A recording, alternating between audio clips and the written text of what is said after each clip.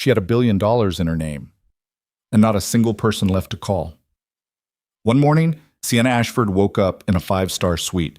By nightfall, her accounts were frozen, her lawyers had stopped returning calls, and the man she had trusted with her empire had made sure the world believed she was the criminal.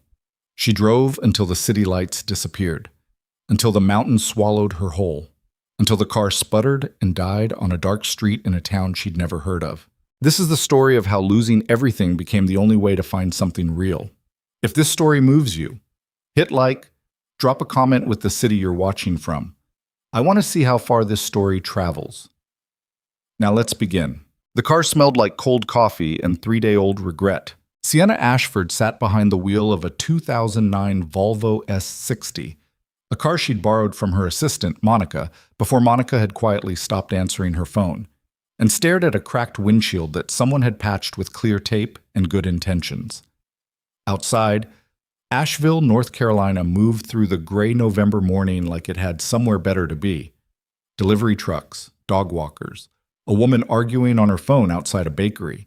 Normal, unremarkable, relentless life. Sienna hadn't slept. Not really. She dozed in 30-minute intervals, her neck bent against the headrest at an angle that would make her pay for it later, jolting awake every time a car door slammed or headlights swept across the rear window. By 5 in the morning, she'd given up pretending and just sat there watching the sky change from black to purple to the flat, non-committal gray of a day that hadn't decided yet what it wanted to be. She was 30 years old. 18 months ago, she'd been on the cover of Forbes, photographed on the rooftop terrace of the Ashford Grand Meridian in Charleston, her flagship property, 12 stories of restored antebellum architecture with a rooftop garden and a restaurant that had a 4-month wait list. The caption had read, "Sienna Ashford, the woman who reinvented Southern luxury." She'd hated that headline at the time. Thought it was too small, too regional. She'd wanted something bigger, something that acknowledged the international reach she was building. The resort in Portugal, the boutique hotel acquisition in Kyoto, the partnership talks with a Singapore-based hospitality group. She would have given anything to go back to hating that headline. 3 weeks earlier, she had been sitting in a conference room on the 41st floor of a glass tower in Charlotte when Richard Ashford's lawyer not her lawyer, Richard's, had slid a manila folder across the mahogany table and told her with the particular kind of polite violence that expensive attorneys specialize in that her signature appeared on 47 documents authorizing wire transfers totaling just over $11 million to offshore accounts she had never heard of. "That's not my signature," she said. "The handwriting analysis confirms otherwise," the lawyer said. "I'm telling you that is not my signature." "Ms. Ashford." He folded his hands. He had cufflinks. Of course he had cufflinks. "I would strongly encourage you to speak with your own legal representation before saying anything further." The problem was that her legal representation, a team of 4 attorneys she had paid an aggregate of $800,000 over the past 2 years, had already been quietly informed, through channels she didn't yet understand, that the firm's senior partner had a long-standing personal relationship with Richard Ashford's family. By the time she walked out of that conference room, 2 of her 4 attorneys had cited a conflict of interest and withdrawn. A third stopped returning calls within 24 hours. The fourth, a young associate named Priya, had called her that evening and said, in a voice that suggested she was speaking from somewhere she could be overheard, "Sienna, I can't represent you formally, but off the record, get your personal financial records, everything you have access to right now, tonight, because by tomorrow morning you may not have access anymore." Sienna had stayed up until 3 a.m. downloading documents, screenshots, email threads, anything she could get to before the walls closed in. By 6 a.m., she was on the road. By noon, her access to the company's financial systems had been revoked. By 5 p.m., her business accounts, the ones tied to Ashford Hospitality Group, which she had founded at 23 with a single inherited property and a business plan she'd written at her mother's kitchen table, were frozen pending investigation. Her personal savings account, also frozen, because the investigation had flagged it as potentially containing misappropriated funds. She had $2,340 in cash, a credit card she wasn't sure would work, a phone with 47 unread messages she wasn't ready to open, and Monica's Volvo. She drove west because she'd never been to Asheville, and she didn't want to be anywhere anyone might recognize her. She'd found the parking spot by accident, wedging the Volvo into a narrow gap between a florist delivery van and a wooden fence on a side street 1 block off the main drag. It was the kind of neighborhood that was in the early stages of becoming something. A few renovated storefronts, a coffee place with exposed brick, and a handwritten chalkboard menu, an antique shop with a good eye for window display. But there were still gaps, buildings that hadn't been touched yet. One of them, a converted industrial space with wide wooden doors and a hand-painted sign that read, Mercer Woodworks. Custom furniture and architectural millwork occupied most of the block's remaining space. She hadn't noticed the faded yellow markings on the asphalt beneath her tires until her second morning there. Delivery access, no overnight parking. She'd been there 2 nights. On the first morning, she'd walked to a gas station 2 blocks away and bought a bottle of water, a banana, and a pack of crackers with one of her $20 bills, doing the kind of mental math she hadn't done since college. The anxious, compulsive arithmetic of a person recalculating how much longer they can last. She'd eaten sitting on a low stone wall outside a church, watching pigeons fight over a hot dog bun, and she'd thought, I am 30 years old and I am eating crackers on a wall. She wasn't crying. That was the strange part. She'd expected to cry more. Instead, she felt a kind of vast, buzzing emptiness, like the signal had dropped and she was waiting for something, anything, to come back in. On the second night, the temperature dropped hard. She ran the car for heat in 30-minute intervals, rationing the gas, and lay across the back seat wrapped in a fleece blanket she'd found in the trunk. Monica's probably, along with a pair of running shoes and a library book 3 weeks overdue. She fell asleep reading the back cover. She didn't hear him approach. The first thing she knew was a knock on the driver's side window. Measured, not aggressive, 3 deliberate taps. And she came up from sleep so fast that she knocked her elbow against the door handle and made a sound that was embarrassingly close to a yelp. The man standing outside was maybe early 30s, wearing a canvas work jacket over a flannel shirt, sawdust on his forearms, and a look on his face that was more curious than threatening. He had dark eyes and the kind of jaw that hadn't seen a razor in a few days, not because he was making a statement about it, but because he'd clearly been too busy to bother. He was holding a paper cup of coffee. He gestured at the window. Sienna sat up, ran her hand over her hair, a completely instinctive gesture that she immediately felt foolish about, and cracked the window 2 inches. "Morning," he said. His voice was unhurried, southern without being theatrical about it. "Sorry to wake you up. You parked over the delivery markings. I've got a truck coming at 8. She looked at the dash clock, 7:42. "I'll move," she said. "Take your time. I just wanted to give you a heads up." He started to step back, then paused. "You doing all right?" It was such a simple question, the kind people asked without meaning it, the verbal equivalent of a courtesy wave. But something about the way he said it, the slight pause before all right, like he'd actually looked at her and factored what he saw into the question, made the back of her throat tighten. "Fine," she said, "just passing through." He nodded, accepting that at face value, and went back inside. She moved the car. There was a legal parking spot half a block down that she hadn't noticed before, and she pulled into it and sat there for a minute with the engine running, feeling the particular shame of someone who has been seen in a way they hadn't consented to. Not that he'd said anything. He'd been perfectly decent. That almost made it worse. She turned the engine off, checked her phone. 11 new messages since last night. 3 from journalists. She didn't recognize the numbers, but the area codes were Charlotte and New York, and the text had that particular quality of professional intrusion dressed up as concern. Sienna, just reaching out to offer a chance to tell your side. 2 from people she'd considered friends who used the word shocked in ways that made it clear they weren't really shocked so much as recalibrating their relationship to her based on the new information landscape. 1 from her mother, which she opened and then closed again before she'd finished the first line because she wasn't ready for that yet. And 1 from a number she didn't recognize with a North Carolina area code that just said, "I know what Richard did. You have more allies than you think. Don't do anything until you hear from me. EV." She stared at that last one for a long time. She didn't know anyone with the initials EV. She put the phone face down on the passenger seat.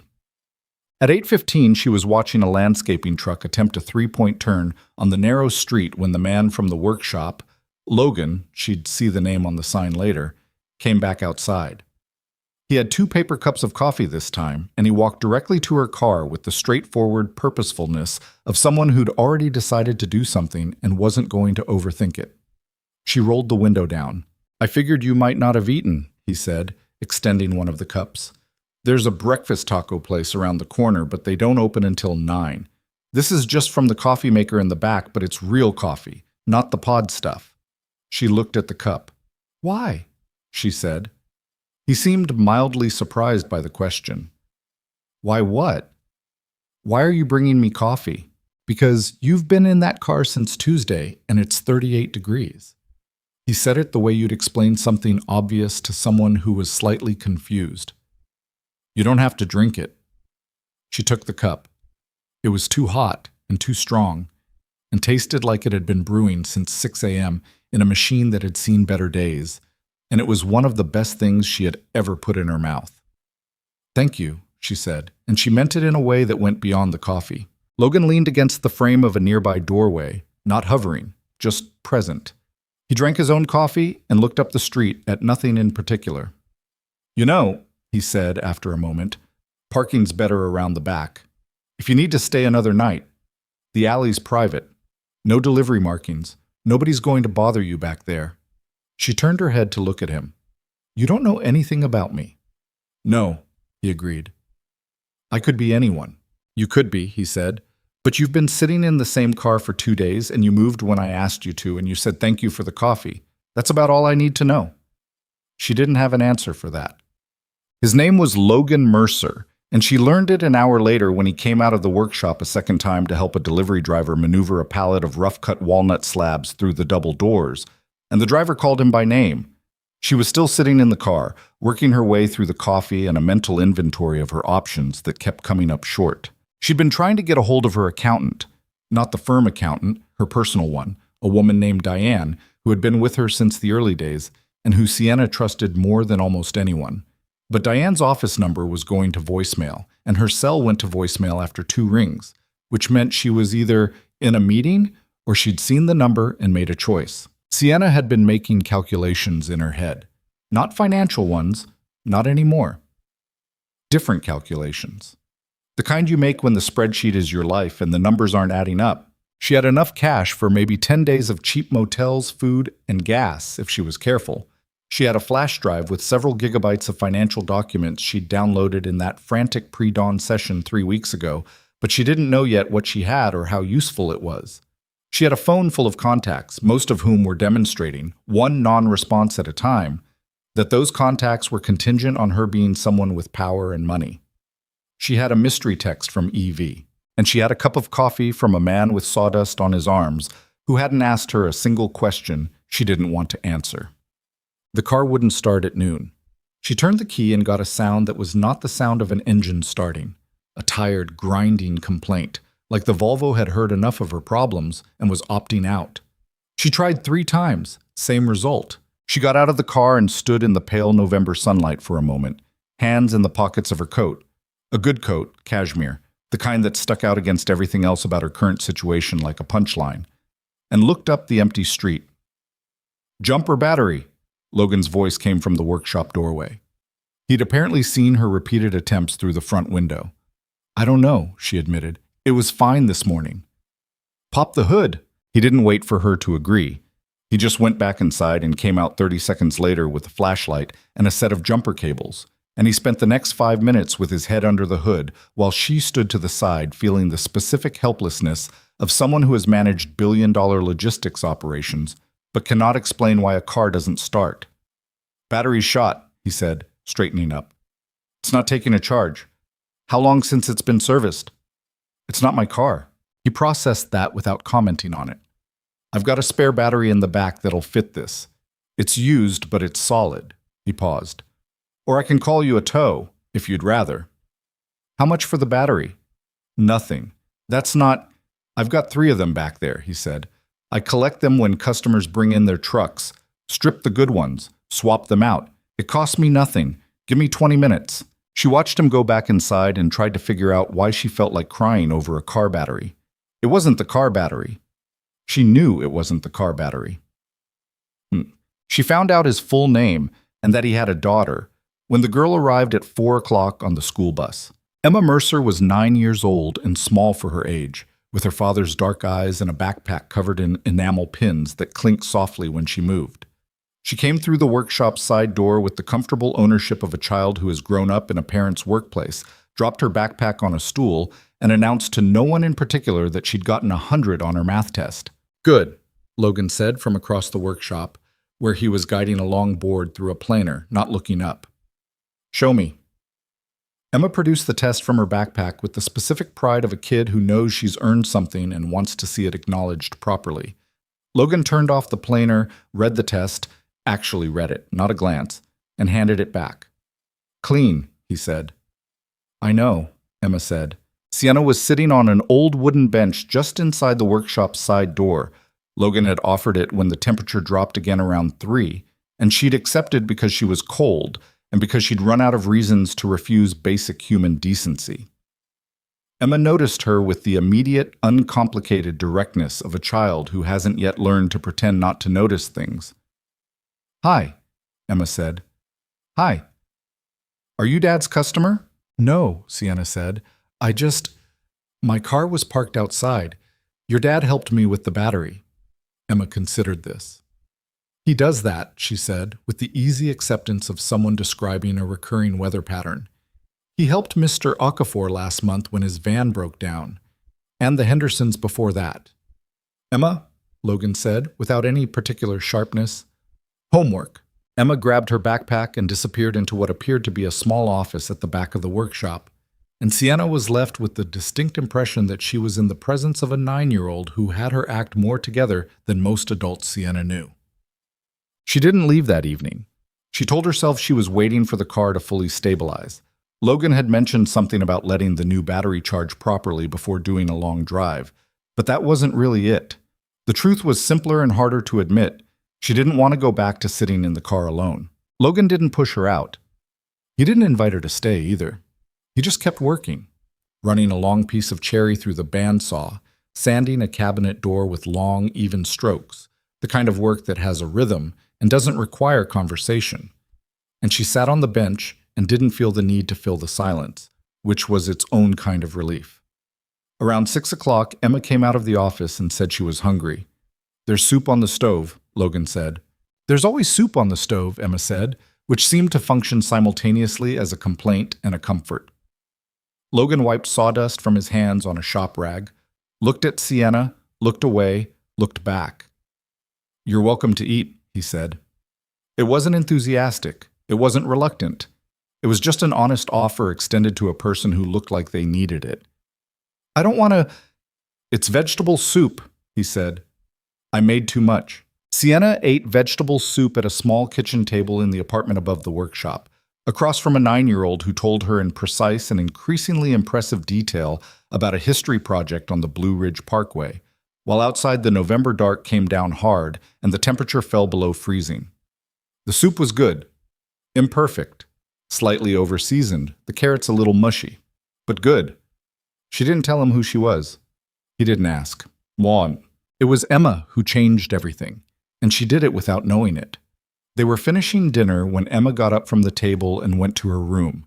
Sienna had gathered by now that the apartment was small but organized, the kind of space where everything had a specific place because there wasn't room for disorder, and came back carrying a piece of paper. Not new paper. Old paper, slightly creased, the kind that had been folded and unfolded more than once. A child's drawing, done in colored pencil, of what appeared to be a hotel lobby, high ceilings, a curved staircase, oversized floral arrangements. In the corner, in the labored but earnest handwriting of a much younger child, the nice lady who helped us.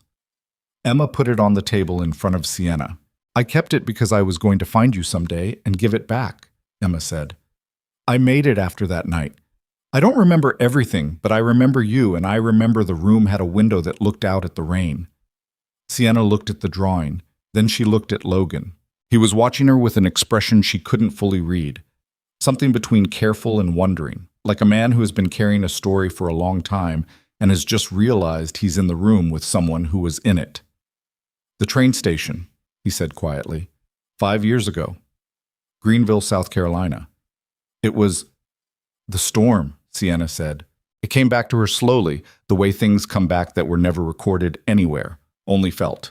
A terrible winter storm, a stranded Amtrak, a station hotel charging $300 a night for their last available room.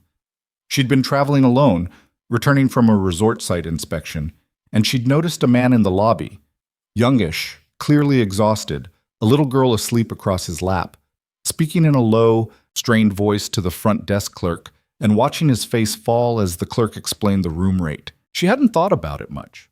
She'd just gone to the desk after he stepped away and given the clerk her card and said to put the room on it and not to make a big thing about it. She'd left early the next morning. She'd forgotten about it within a week. She was 3, Logan said. Emma, she had a fever. We'd been in the station for 6 hours and I didn't have the money for the room and I was trying to figure out where we were going to go, and then he stopped, started again. The clerk came up to me and said the room was taken care of. I never saw who did it. I had my ideas, but, well. He looked down at the table for a second, then back up at her. It was you. It was nothing, Sienna said automatically.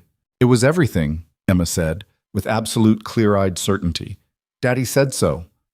The silence that followed was the kind you don't rush, Chutsim. Later, Sienna would try to pinpoint the moment when the shape of things started to shift, when the story she was inside of began to change from a story about losing everything to something with a different structure, a different destination. She'd trace it back to that kitchen table, that drawing, that 9-year-old's direct and unsentimental. It was everything. But before any of that could happen, she had to get through the night first, and the night had more to say.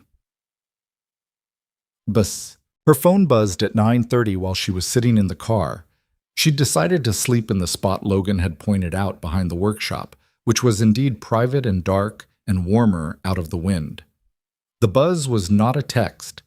It was a notification from a Google alert she'd set up months ago, back when she was still trying to manage her public narrative, set to track mentions of her name.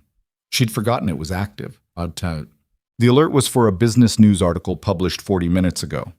The headline was, Ashford Hospitality Group cooperates with fraud investigation as former CEO faces growing legal scrutiny. She wasn't named as a suspect. Not technically. But the language was careful in the particular way of articles written by journalists who had been briefed by someone with an agenda. Questions remain about the authorization of transfers. Sources close to the investigation indicate former CEO's access to key accounts. It was constructed to imply without stating, to let readers draw a conclusion while giving the writer legal cover. Her hand was shaking slightly when she put the phone down. Richard had money, lawyers, and a long head start. He'd been building this story for a year or more, brick by quiet brick, and she hadn't seen it because she'd trusted him. Not completely. She'd never completely trusted Richard, even when she'd married him, because she wasn't naive. But she'd trusted him enough, and enough had been enough to leave her exposed. She thought about the text. EV. She picked the phone back up and stared at it. Then she did something that took more than she expected. She typed a reply. Who are you, and how do you know what Richard did? The 3 dots appeared almost immediately. Retired forensic accountant. I worked for your ex-husband's investment company 8 years ago. I left because of what I found. I kept copies of everything. I've been waiting for the right moment and the right person. I think that's you. Can we meet? Sienna read it 3 times. Outside the workshop window, a single light was still on. Logan, working late, the shadow of him moving against the frosted glass in the slow, deliberate patterns of someone who makes things carefully and doesn't hurry about it. She looked at the light for a long moment. Then she typed, yes. She didn't sleep much that second night either, but it was a different kind of sleeplessness. Not the numb, signal-dead emptiness of the nights before. This was something else, a low, crackling thing, like a fire that's just been given dry wood. Dangerous, maybe. Possibly foolish. But alive. She had $2,340 in cash, and a dead company, and a name she couldn't say in public without it meaning something she hadn't done. She was sleeping in a borrowed car behind a woodworking shop in a mountain city she'd never planned to visit. And she was probably being set up for a fraud conviction by a man she'd been married to for 4 years, and who she suspected had been planning this exit long before she'd known to be afraid. But she also had a flash drive full of financial documents. She had a text from a woman who'd kept copies of something. And she was apparently not as alone as she'd thought. The light in the workshop window stayed on until almost midnight. She watched it without meaning to, the way you watch a lighthouse when you're not sure yet if you're going to need it. Then it went out. And Sienna Ashford, former billionaire, current resident of a borrowed Volvo, closed her eyes and let herself, for the first time in 3 weeks, feel something that wasn't fear. It wasn't hope yet. It was something smaller than hope and more stubborn. It was the first true thing she'd felt in longer than she wanted to admit. The morning arrived without ceremony. No alarm, no gradual brightening, just the sudden hard gray of a November dawn pressing through the car windows, and the sound of a delivery truck somewhere down the alley, reversing with that rhythmic mechanical beeping that drills through sleep like a dentist's tool. Sienna came awake with her neck stiff and her left foot asleep, and a crick in her lower back that radiated upward in a way that promised to ruin the first hour of the day. She lay still for a moment, oriented herself. The alley, the wooden fence, the back wall of Mercer Woodworks with its single security light still burning pale against the dawn. And then she remembered the text. Yes, she'd sent it, and then she'd fallen asleep, and now it was morning, and the reality of what she'd agreed to was waiting for her with the particular patience of things you can't unsay. She picked up her phone. The battery was at 11%. She'd been charging it from the car's USB port in short intervals all night, a losing battle. Eleanor Vaughn had replied at 12:04 a.m. Good, I'm in Asheville. I'll come to you. Send me a location when you're ready. I want to see the documents you have before we talk. Photograph everything you brought and send it to this number. Encrypted app preferred. I'll wait. Sienna read it twice. The text had the clipped, no-nonsense quality of someone who had spent years writing reports for people who charged by the hour. Someone who'd learned to say exactly what needed saying and nothing extra. She didn't know whether to trust it. She didn't know whether she had the luxury of not trusting it. She plugged the phone back into the charger and got out of the car to find a bathroom. The workshop's side door was unlocked. She'd noticed that last night. Logan didn't bolt it, just pulled it shut. Whether that was carelessness or a deliberate kind of faith, she couldn't tell. She pushed it open carefully, half expecting to trigger something, and stepped into the dim workshop. The wood smell hit her immediately, that warm, complicated smell of cut lumber and linseed oil and sawdust that had settled into every surface. It was 6:40 in the morning and the shop was empty, the machines standing quiet under their dust covers, shafts of pale light coming in through the high windows and landing on half-finished cabinet doors and stacked timber. She found the bathroom at the back, used it, washed her face in cold water, and looked at herself in the mirror above the sink for probably longer than was healthy. She looked tired. Not the photogenic kind of tired that press people sometimes described as intense or driven. Just genuinely, uncomplicatedly exhausted, the kind that lives under the eyes and makes your skin look like it belongs to a slightly older version of you. Her hair was doing something complicated that she didn't have the tools or the energy to address. She had on the same clothes she'd been wearing since the day before yesterday. She turned off the light and went back through the workshop. Logan was standing at the foot of the wooden stairs that led up to the apartment, holding a mug in each hand. He was already dressed, work clothes, same canvas jacket, and he looked at her without surprise, which suggested either he'd heard her come in or he'd expected she might. "Coffee," he said, extending one of the mugs. "You have to stop doing that," she said. "Probably," he agreed, and didn't stop. She took the mug. It was the same machine as yesterday, the same aggressively strong output, and she wrapped both hands around it and felt the warmth travel up her arms. "Emma's getting ready for school," Logan said. "She wants to talk to you before she leaves. You don't have to. It's fine," Sienna said. "I want to." He nodded once and went back upstairs. She followed him because standing alone in the workshop felt stranger than following, and because the coffee was upstairs and she needed to stay close to it. The apartment kitchen looked different in the morning, less strange, more lived in. A child's drawing stuck to the refrigerator with a magnet shaped like a mountain, a dish rack with 2 plates and a bowl drying beside the sink, a small pot of something on the stove that smelled like oatmeal and meant that Logan had been up long enough to make breakfast before she'd gotten there. Emma's backpack was on the table, unzipped, with a folder sticking out that had Blue Ridge Project written on it in careful block letters. Emma herself appeared from the hallway in a green sweater and jeans, her hair in two uneven braids that she'd clearly done herself, and she stopped when she saw Sienna standing in the kitchen and said, "Good, you're still here." "I'm still here," Sienna said. Emma went to the table and started reorganizing her backpack with the focused urgency of a child running 4 minutes behind. "I was thinking about it last night," she said, not looking up. "The drawing. I was worried you'd think it was weird that I kept it." "I don't think it's weird. Daddy said it was fine, but he also says a lot of things are fine." Emma glanced up briefly. "Did you really not remember us?" The directness of it landed squarely. No softening, no preamble, just the question. "I remembered the storm," Sienna said carefully. "I remembered the station. I didn't remember the details. I'm sorry." Emma seemed to consider whether this was acceptable. She zipped up the backpack and slung it over one shoulder. "It's okay," she said finally. "You probably help a lot of people. You can't remember all of them." A pause. "I remember all the people who've been nice to us." "There's not that many." Logan said, "Emma," quietly, "not as a correction but as a kind of gentle marker, the way you'd place a hand on someone's shoulder." Emma looked at him. "Well, it's true." "I know it is." The school bus horn sounded twice from the street, and Emma was out the door before Sienna could say anything else, the backpack pins chiming as she went. Logan watched her go through the kitchen window, the way parents do. That particular sustained attention that doesn't look like anything from the outside, but is everything. Then he turned back to Sienna and said, "She's right. You can't remember all of them. Don't carry it." "I'm not carrying it," Sienna said. I wish I'd paid more attention. At the time. At the time, you just did a good thing and moved on. That's how good things are supposed to work." He picked up his own mug.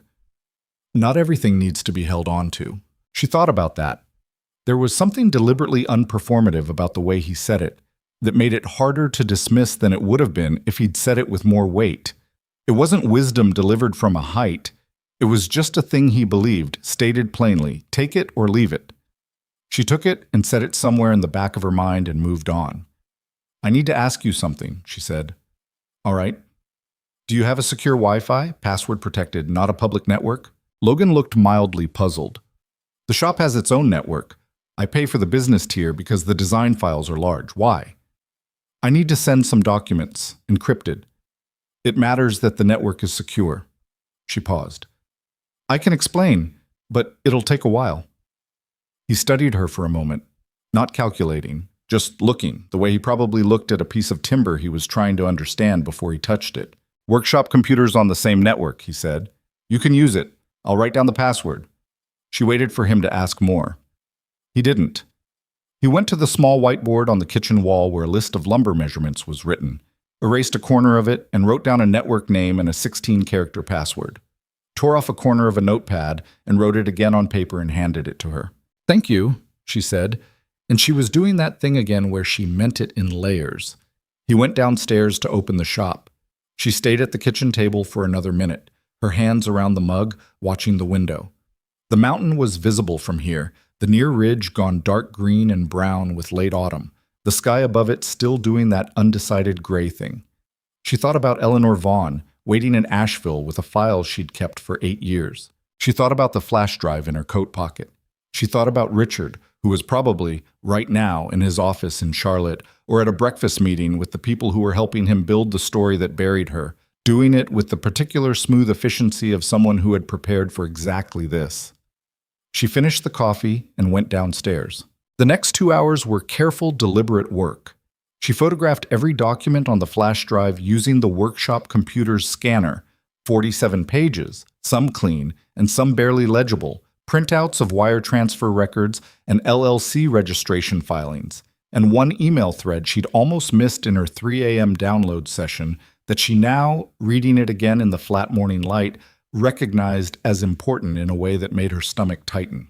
The email thread was between 2 addresses she didn't recognize, but one of them contained a domain she did, a shell company Richard had mentioned once, casually, in a way that had been designed to seem like a throwaway detail. She compressed the files, ran them through the encrypted messaging app Eleanor had specified, and sent them in 3 batches.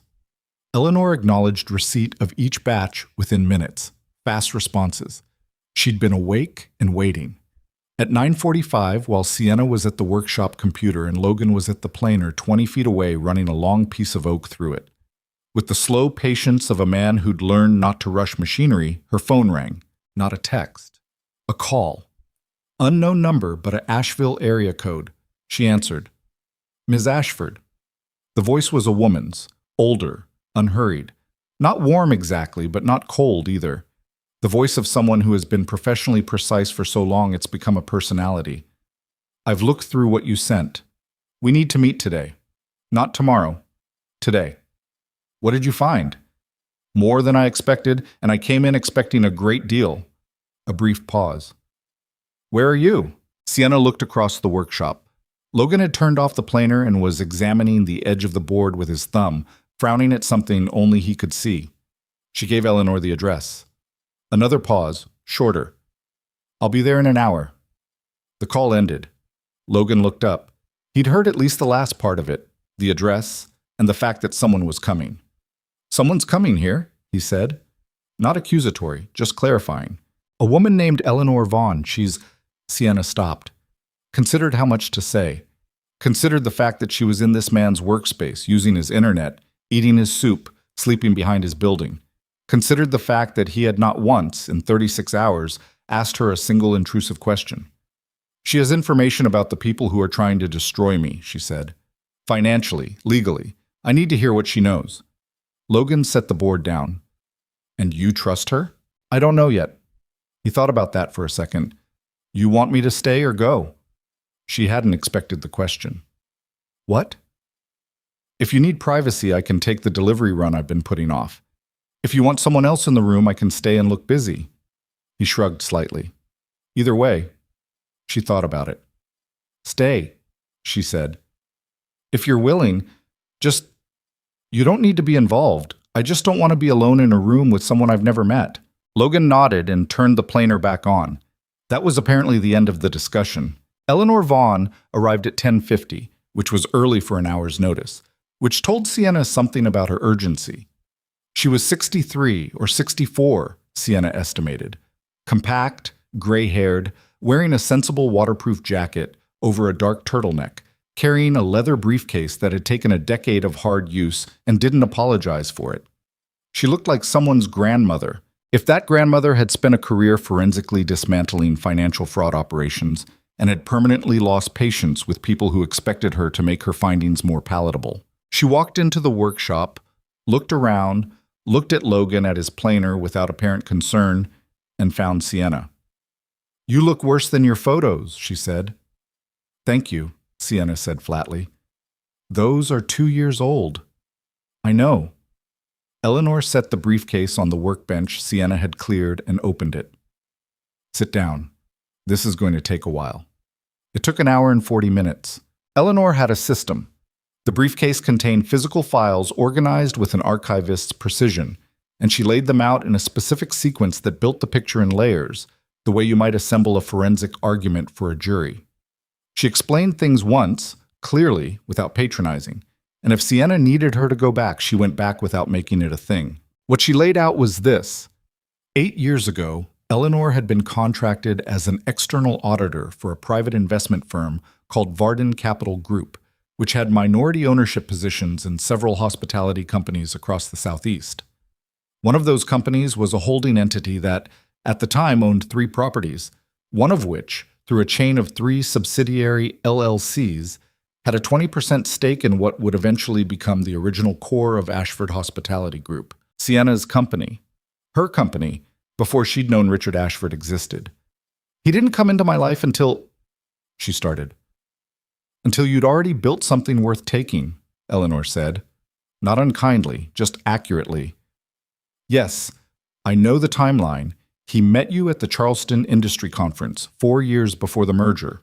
That wasn't an accident. Varden Capital had been tracking the growth of your properties for 2 years before that. The room felt slightly different after that sentence. Logan had turned off the planer at some point in the last 20 minutes and was sanding something at a bench near the far wall, his back to them, present but not intruding. Sienna said carefully, "He targeted me. His investment group identified you as a high-yield acquisition target, and he executed a personal approach. That's how I'd write it in a report." Eleanor paused. "I'm sorry. I know that's not easy to hear." It wasn't easy to hear. Sienna sat with it for a moment, feeling the weight of it settle. Not the shock of it, because somewhere under the numbness of the past 3 weeks, she'd already started to suspect this, but the confirmation of it, the clean, hard-edged fact of it. "The signatures," she said. "The forged transfers. That's where the documents you sent become very important." Eleanor opened a different section of the briefcase and produced a printed comparison sheet. Sienna's actual signature from known authenticated documents on the left, the signatures from the contested transfer authorizations on the right. These are good forgeries, expensive. Whoever did this had access to multiple samples of your signature from different time periods and used them to develop a composite model. This is not something a person does in a week. This took planning. How long? Eleanor met her eyes. At minimum, 18 months of preparation, possibly longer. Sienna thought about 18 months ago. What she'd been doing. A resort acquisition in Portugal that had taken most of her attention for 6 months. A renovation project in Tennessee. A period where she'd been traveling constantly and Richard had been managing the day-to-day of the Charlotte office. Because they'd agreed it made sense. Because she'd been stretched too thin to be in 2 places. Because she'd trusted him enough. Enough. "What do you have?" she said. "From 8 years ago. What did you find that made you leave?" Eleanor's expression didn't change exactly, but something behind it shifted. A very slight tightening, the kind you only catch if you're watching for it. "I found evidence that Varden Capital was using its hospitality subsidiaries to move money. Not large amounts. Not at first. Small transfers, consistent, routed through enough layers that it looked like ordinary operational cash flow. I flagged it in my report. 2 weeks later, my contract was terminated and the report was classified as confidential." She paused. "I made copies of everything before I handed over my files. I've been waiting for a moment when those copies could be used rather than buried." "Why me? Why now?" "Because now they've gotten greedy," Eleanor said simply. "What they did to you is bigger than anything they attempted before. It's provable. And because—" She stopped, looked at the briefcase for a moment, then back up. "Because when my contract was terminated, the man who called me to deliver the news was Richard Ashford. He was 29 years old and he had the manner of someone who had never once believed he would face consequences." A pause. "I've thought about him a great deal over the past 8 years. The workshop was quiet for a moment except for the distant sound of traffic and the faint, even rhythm of Logan's sandpaper against wood. Sienna said, "What do we do with it?" "The documents you have, combined with what I've kept, it's a strong foundation, but it needs to be put in front of the right people. Specifically, a federal forensic accounting team, not a civil attorney. What Richard is doing is wire fraud, securities fraud, and potentially money laundering. Those are federal offenses." Eleanor began reorganizing the briefcase with efficient, practiced movements. "The problem is that Richard has a long relationship with several people who would ordinarily be among the first to receive a complaint of this kind. We need to be careful about who we approach first." "Do you know who we can trust?" "I know one person," Eleanor said. "A federal financial crimes investigator I worked with 15 years ago. He's retired now, but he has the contacts and the credibility to get this in front of the right office without it being intercepted." She looked up. "He's going to want to verify my credentials and yours. This will take time, and during that time, Richard is going to keep moving. He'll try to accelerate the narrative against you, more press leaks, possibly a civil filing." "I have nowhere to stay," Sienna said. She'd been holding it back, but there it was. "My accounts are frozen. I can't use my name at a hotel without it being searchable. I have cash for maybe 10 days and use the cabin." Both women looked up. Logan was standing at his workbench, his back still mostly turned, sandpaper in one hand. He hadn't turned around when he spoke. He said it the way he said most things, without drama, without making it bigger than it was. "What?" Sienna said. He turned around then, leaned against the bench. I have a cabin on the back half of the property, up the slope, past the tree line. I use it for storage right now, but it's got heat and running water and a lock on the door. He was looking at Sienna directly, not at Eleanor. You need a place to work from that's not a car. The cabin's empty. You can use it. That's, Sienna started. I can't let you pay me, he said, heading off the objection, because I know your accounts are frozen and I'm not going to take your last cash. But I could use someone to go through the shop's financial records. They're a mess. I've been putting it off for 8 months because I hate doing it. A slight pause, the ghost of something almost self-deprecating. That'd be a fair trade, if you're looking for one. Sienna looked at him. He was not, she was certain of this, saying this to be generous in a way that could be called back later. He was saying it because it was a practical solution to a practical problem, and because he'd apparently decided, at some point in the last 36 hours, to extend her a degree of trust that she hadn't earned and wasn't sure she knew how to carry. Why? She said, the same word she'd said to him the first time, when he'd brought her coffee. He seemed to remember it too. Same reason as before, he said. Eleanor watched this exchange with the particular expression of someone who is categorizing information efficiently and not commenting on it. The cabin, Sienna said finally. Okay, yes, thank you. Logan nodded, satisfied, and turned back to his sanding. Eleanor closed the briefcase. The arrangement had none of the formality of contracts or the comfort of familiarity. It was just 3 people in a woodworking shop making a decision at 10:50 in the morning in November because the situation required it. That was all it was. That was enough. The cabin turned out to be a 20-minute walk up a gravel path through second-growth hardwood forest, and it was the kind of place that had last been properly maintained about 4 years ago and had done its waiting patiently in the meantime. One main room, a small kitchen corner, a bathroom with water pressure that had opinions, a cast-iron stove that Logan came up with Emma that first evening to light, because the flue needed to be cleared before it was safe to use, and that was apparently something he knew how to do in a matter of 20 minutes with a wire brush on a long handle and a flashlight held in his mouth. Emma stood at the door of the cabin watching him work and told Sienna in a conversational tone that her dad had fixed the same stove 3 times, and it always needed to be cleared in the fall, and he always acted surprised about it. I can hear you, Logan said, voice muffled by the fact that half of his upper body was inside the fireplace. I know, Emma said. Sienna sat on the cabin's one chair, wooden, sturdy, slightly lopsided, and watched the two of them with something she couldn't immediately name. It wasn't envy exactly. It was more like recognizing something she'd never had and not having the right word for it yet. That first night in the cabin, with the cast-iron stove knocking and creaking as it warmed up for the first time in months, Sienna sat at the small table with her laptop open and started going through Logan's financial records. He'd warned her they were a mess. He hadn't been underselling it.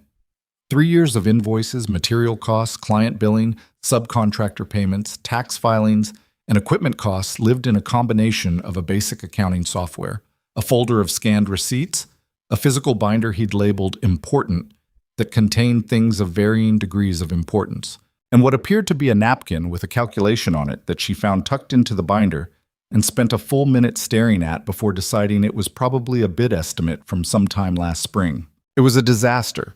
It was also beneath the chaos of fundamentally solid business, good margins, steady clients, material costs that were disciplined even when the record-keeping wasn't. Logan knew what things cost. He just didn't know how to make that legible to anyone who hadn't been in his head. She worked until 2 in the morning. Old habit. She'd always done her best financial thinking late, when the noise of the day cleared out and the numbers could be what they were without people talking over them. When she finally closed the laptop, the stove had settled into a steady, even warmth, and outside the cabin windows, the mountain dark was absolute and silent, in the way that mountain dark is. No city glow, no traffic, nothing but the kind of quiet you have to let your ears adjust to before you can hear the things inside it. She hadn't felt safe in 3 weeks. She wasn't sure she felt safe now, exactly. Eleanor's caution was well-founded. Richard was still out there building his story. The documents still needed to be authenticated. The federal contacts still needed to be made. The threat hadn't gone anywhere. It was just, for the moment, at a distance. She sat with the stove's warmth and thought about a 9-year-old on a train platform 5 years ago, feverish and asleep across her father's lap, and a drawing done in colored pencil of a lobby she'd only been in twice. She thought about the specific persistence of a child who decides that a kindness matters and keeps the evidence of it, folded and refolded, in a room somewhere, against the day when she can return it. She thought about the way things travel, how an act done without attention, without expectation, without even the intention of being remembered, can move through time and arrive somewhere completely unexpected, carrying a weight you never meant to give it. She wasn't sure what any of it meant yet. She wasn't sure she needed to be. She added the napkin calculation to the binder in what seemed like the right section and went to bed. The next morning, she woke up with the particular groggy clarity that comes after the first real sleep you've had in too long. And the first thing she heard was Emma's voice below the cabin window, talking to someone. Herself, probably, or possibly a squirrel she'd apparently named Gerald, and was engaged in a complex ongoing negotiation with regarding jurisdiction over the path to the workshop. Sienna lay there for a few minutes, listening to Emma argue with Gerald about property rights, and felt, slowly and without ceremony, the signal come back in. Not all of it. Not the whole frequency. But enough. 3 days into the cabin, Sienna found the first anomaly at 11:40 at night. She almost missed it. She'd been working through Logan's shop records, the legitimate ones, the ones he'd asked her to organize, when out of habit she opened one of the folders on her flash drive, the ones she'd downloaded in that frantic pre-dawn session back in Charlotte.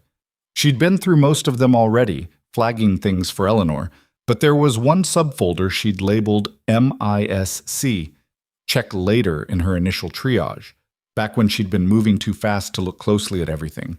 She opened it now, half her attention still on Logan's invoices, half on the cold coffee going stale at her elbow. The subfolder contained 31 files. The 23rd file stopped her cold. It was a wire transfer authorization. On its face, unremarkable. She'd seen hundreds of these over the years running Ashford Hospitality Group. Transfer amount, $412,000. Date, 19 months ago. Originating account.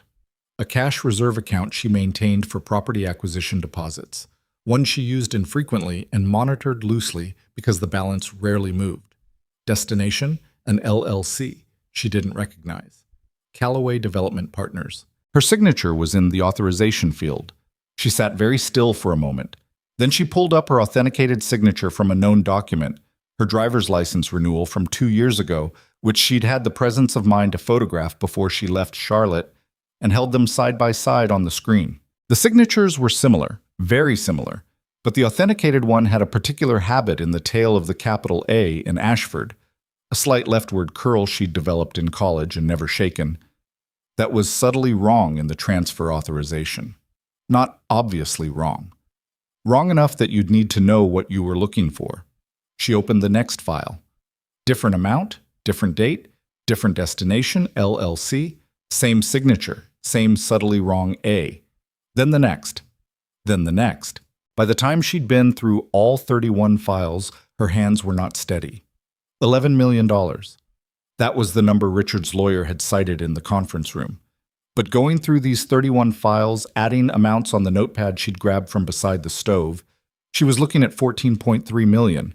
And these were only the files she'd managed to pull before her access was cut. There could be more. There almost certainly were more. She stared at the total on the notepad for a long time. Then she picked up her phone and texted Eleanor. "I need you tomorrow morning, early. I found more and it's worse than we thought." Eleanor replied in 4 minutes, which for midnight was impressively fast. 7 a.m. I'll bring the comparison files. Sienna put the phone down and looked at the wall of the cabin. Rough-cut pine boards, a few old nails where pictures had once hung, a water stain in the upper corner that had been there long enough to become part of the room's character. The stove had burned down to embers, and the room had gone from warm to merely not cold. She should have added wood an hour ago. She got up and added 2 logs and stood there watching the embers catch them, the slow, reluctant orange spreading under the bark, and she tried to organize what she was feeling into something manageable. $14.3 million. Taken over what appeared to be a period of at least 22 months, in amounts small enough and from accounts obscure enough that they could move through an audit without triggering standard review. Authorized with her signature. Signed, she was now certain, by someone who had practiced her handwriting with the patience and discipline of a person playing a very long game. She had married Richard Ashford 4 years ago at a small ceremony in Charleston with 12 guests and a cake that had been the wrong flavor because she'd been too distracted by a property negotiation to finalize the order in time. She had told herself at the time that the wrong cake was a good sign, evidence that she wasn't the kind of person who got lost in the performance of things at the expense of the substance of them. She'd thought that made her practical. She understood now that it had also made her easy, not stupid. She was not stupid, and she had never been stupid, and she refused, even in the privacy of her own head at midnight in a mountain cabin, to frame it that way. But she had been focused.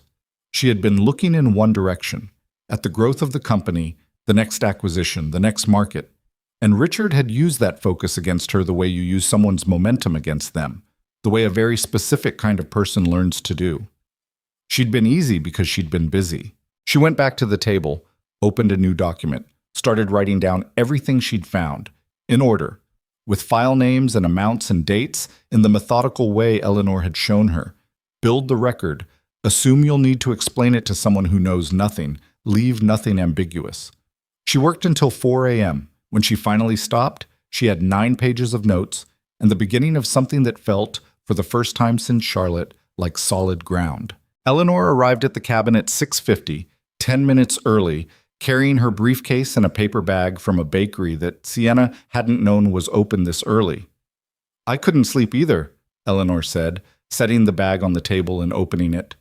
There were 2 almond croissants inside, one of which had been slightly crushed by the briefcase in transit. Eleanor handed Sienna the less crushed one without comment.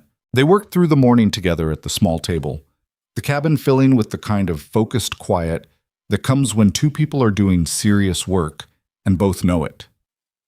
Eleanor had brought her own comparison documents, the transfer records from 8 years ago, the ones she'd taken when she left Varden Capital.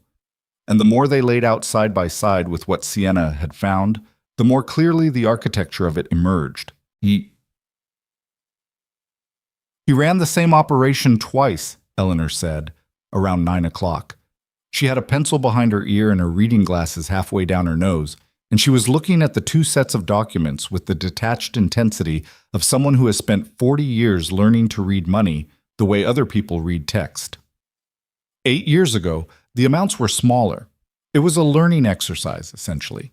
He moved money through the Varden Hospitality subsidiaries, built the technical infrastructure for it, the shell company network, the forged authorization system, and then stopped when I started asking questions.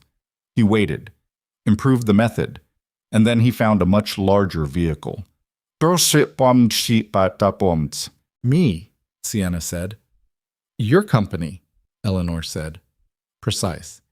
He spent years building the access, the relationship, the marriage, the gradual positioning of himself in operational roles that gave him access to the authorization accounts. She removed her glasses and rubbed the bridge of her nose. This is a sophisticated long-form fraud scheme. This is not something he improvised. Every step was designed. The word designed sat between them for a moment. How do I prove the signatures are forged? Sienna said. To a court, to federal investigators, not just to us. Forensic document examination, Eleanor said, replacing her glasses. A qualified FDE can analyze the pen pressure, stroke sequence, and microstructure of the signatures. The forgeries are good, but good is not the same as perfect, particularly against a body of authenticated samples. We need at least 30 known authenticated signatures for comparison. The more diverse the samples in terms of context and time period, the stronger the analysis. I have my passport, my driver's license, and about 40 pages of documents I've personally signed over the years that I pulled from my own files. That may be enough to start. Eleanor made a note. The other piece is the LLC network, Callaway Development Partners, the other entities. If we can trace them back to Richard or to Varden Capital, the structural fraud becomes provable independent of the signature question. That's where your documents and mine overlap most significantly. She tapped a section of the comparison layout. This LLC, Callaway, appears in my 8-year-old records as a dormant entity registered in Delaware. It was inactive when I flagged it. The fact that it's now receiving transfers from your accounts means it was reactivated. Reactivation leaves a registration trail. Can you follow it? Eleanor looked at her over the glasses. I've been following paper trails for 40 years. Yes. By 11 o'clock, they had a working document that organized the evidence into 4 categories: the forged signature analysis, the LLC network structure, the timeline of transfers relative to Richard's operational access, and the historical pattern from 8 years ago that established prior intent and methodology. It was incomplete. There were gaps, things that needed verification, threads that led to dead ends that would need to be approached from a different angle. But it was coherent. It held together. I need to contact my federal connection, Eleanor said, closing her briefcase with the precise finality of someone completing a phase. Before I do, I need to be certain about one thing. She looked at Sienna. When this goes federal, it will move fast and it will be public. You won't be able to control the narrative. The story will get bigger before it gets clearer. And in the window between those two things, Richard's people will push hard on the version that implicates you. You need to be prepared for that. I've already been through the worst of the public version, Sienna said.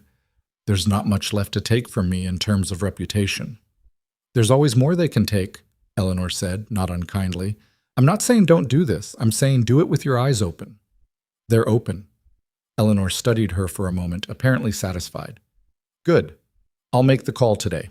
She left at 11:30, back down the gravel path, through the hardwoods to the road where her car was parked. Sienna stood in the cabin doorway and watched her go, and then stood there a few minutes longer, breathing cold November air, before going back inside to finish the notes.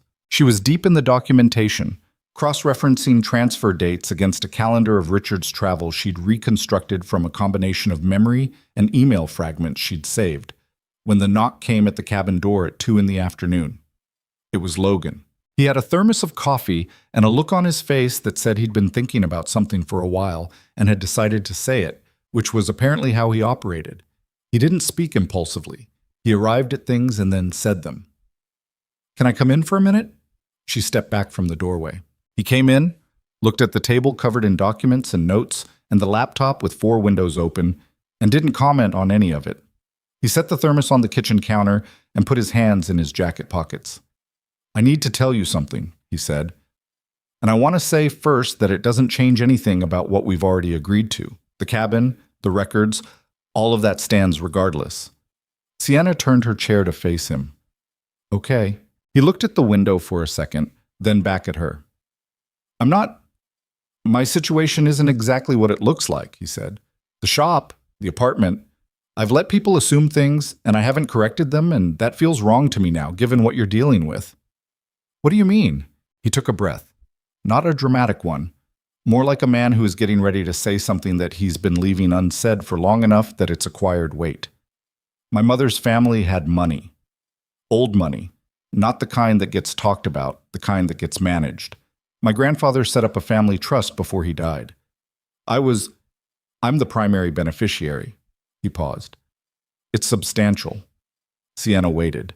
I don't use it, he said. I built the shop from scratch, worked the tools myself from the start. I didn't want to do it any other way.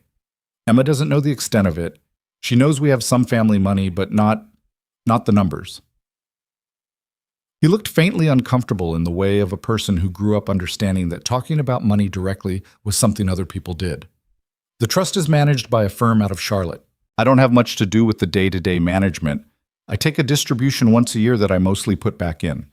But the firm has recently flagged something in the portfolio that I've been ignoring because I didn't want to deal with it. He went to the counter, picked up the thermos, set it back down. A small, restless movement.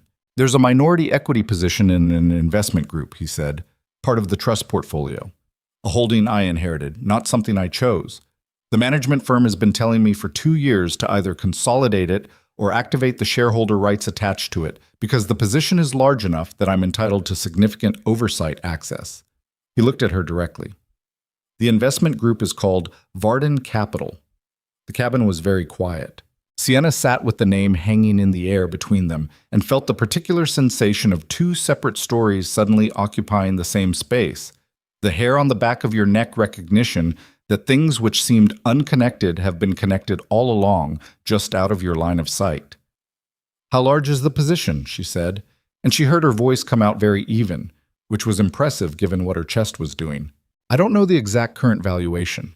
When I last looked seriously at the trust documents, 2 years ago, when the management firm was pushing me to deal with it, the position was valued at somewhere between 40 and 60 million.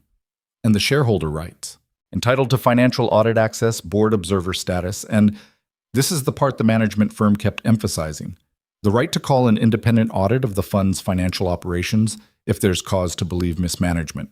He paused. I didn't know any of this was relevant to anything until you started talking to that woman this morning. I could hear some of it from the workshop, not the details, the names. Varden Capital came up twice. Sienna looked at him. He met her eyes steadily. I looked up the trust documents this afternoon, he said, while you were working. I haven't opened that binder in 22 months and I needed to check. He put his hand in the breast pocket of his canvas jacket and produced a folded piece of paper, set it on the table beside her laptop. That's the relevant section. Shareholder rights, audit provisions. The management firm's contact is at the bottom. They've been waiting for me to tell them what to do with it for 2 years. A slight dry pause. I've been busy with the walnut. Sienna unfolded the paper and read it. Twice. She was very good at reading legal and financial language. She'd had to become good at it early, before she could afford attorneys for everything. And what she was reading was as clear as Eleanor had said it was important. Logan Mercer, as primary beneficiary of the Mercer Family Trust, held a $43 million equity position in Varden Capital Group, and with it the explicit right to demand an independent audit of Varden's financial operations based on reasonable cause to believe financial misconduct. If Eleanor's 8-year-old records constituted reasonable cause, and Sienna was almost certain a federal financial crimes investigator would agree that they did, then Logan could trigger an independent audit that Richard and Varden Capital had no standing to block. They couldn't bury it. They couldn't classify it. They couldn't make it go away. An audit demanded by a major equity holder, supported by a federal investigator, backed by a forensic accountant's documented evidence. That was a different kind of thing entirely from one woman's accusations against her ex-husband. You understand what this means, she said. It wasn't a question. I think so, Logan said. Mostly I understand that someone has been stealing from you for years, and they used a company that my family money has been sitting in without me paying attention. He picked the thermos back up and finally poured coffee into the lid cup and set it in front of her. I don't have much interest in staying uninvolved after that. This could get complicated, she said. For you. Once this moves, legally, your name is going to be attached to it, your trust, your shareholder position. It'll be public eventually. I know. Emma. He looked at the window. I know, he said again, differently this time. The weight of a parent calculating risk, which is a different and heavier calculation than any other kind. But Emma is also the kid who kept a drawing for 5 years to give back to a stranger because she thought it was the right thing to do. A pause. She'd tell me to help. Sienna looked at him for a long moment. There was nothing romantic in it. She needed to be clear about that, at least in her own head. It wasn't that kind of looking. It was the kind of looking you do when you are trying to understand someone and you realize you've been, without quite meaning to, already trusting them for days. And the question is whether that trust was well placed, or whether you've been so depleted by the betrayal of the person you should have been able to trust most that you've lost your calibration entirely. She didn't think she'd lost her calibration. She thought Logan Mercer was, without trying to be, exactly what he appeared to be. A man who did what he thought was right without making it a performance, who had built a life on his own terms inside the complicated inheritance of family wealth he hadn't chosen and wasn't sure he wanted, who had a 9-year-old daughter who argued with squirrels and did her own braids and got hundreds on her math tests and had decided 5 years ago, with the absolute unambiguous clarity of a child, that a stranger's kindness on a rainy night was worth keeping. Call your management firm, Sienna said. Tell them you want to discuss the audit provision. Don't mention specifics yet. Just tell them you have cause and you want to understand the process. She looked at the paper. Can I show this to Eleanor? Yes. She's going to need it for the federal contact. Okay. He stood for a moment longer, then turned toward the door. Logan, he stopped. Why didn't you just tell me yesterday? When Eleanor was here, he thought about it. Because yesterday, I wasn't sure I had it right, he said. I needed to look at the actual documents first. I didn't want to tell you something significant and get it wrong. He opened the door. Cold air moved through the cabin. Also, I was finishing the oak piece and I needed to concentrate. He said it with such complete sincerity that she laughed. Actually laughed. A real one. The first one she'd produced in what felt like a very long time. It surprised both of them. He looked mildly pleased by it and went back down the path. She sat with the coffee and the paper and the sound of her own laugh still faintly in the air, and then she called Eleanor. I need you to come back tomorrow, she said when Eleanor answered. I found something that changes the scope of what we can do. How significantly? Sienna looked at the page in her hand. Significantly enough that I think Richard Ashford is done. A pause. I'll be there at 8. She hung up. Looked at the wall of the cabin. The stove was going well today. She'd learned its habits by now. Learned that it needed the larger logs placed at a specific angle, or it ran hot on one side. Learned that the damper had a sweet spot about 2/3 open that kept the burn clean and even. Small practical knowledge, the kind you only get from being somewhere long enough. Outside, the light was going. The mountain ate the afternoon fast, the ridge cutting off the low November sun by 3:30, so that the forest went from amber to gray to dark in less than an hour. She could hear Emma somewhere down the slope, back from the school bus, the intermittent sound of her voice rising up through the trees, probably still negotiating with Gerald. Sienna pulled the laptop toward her and opened a new window. She wanted to look at the Callaway Development Partners LLC registration. Eleanor had mentioned it was registered in Delaware, so Delaware registrations were public record. She went to the state's Division of Corporations database and typed in the name, Callaway Development Partners, LLC. Registered 11 years ago. Status, active.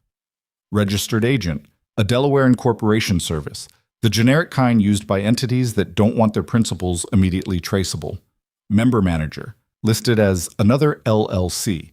She clicked through to that one, also Delaware, also managed by another entity. 3 layers deep, standard obfuscation architecture. She went back to Callaway's filing history. Registered 11 years ago, went dormant after about 18 months, consistent with Eleanor's finding. Then a reinstatement filing 6 years ago. She looked at the date of the reinstatement, 3 months before Richard had introduced himself to her at the Charleston Industry Conference. She sat very still.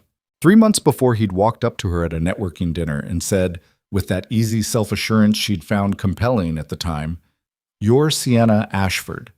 Your Beaufort property is one of the most architecturally interesting restoration projects in the Southeast. I'd love to know what your expansion plans look like."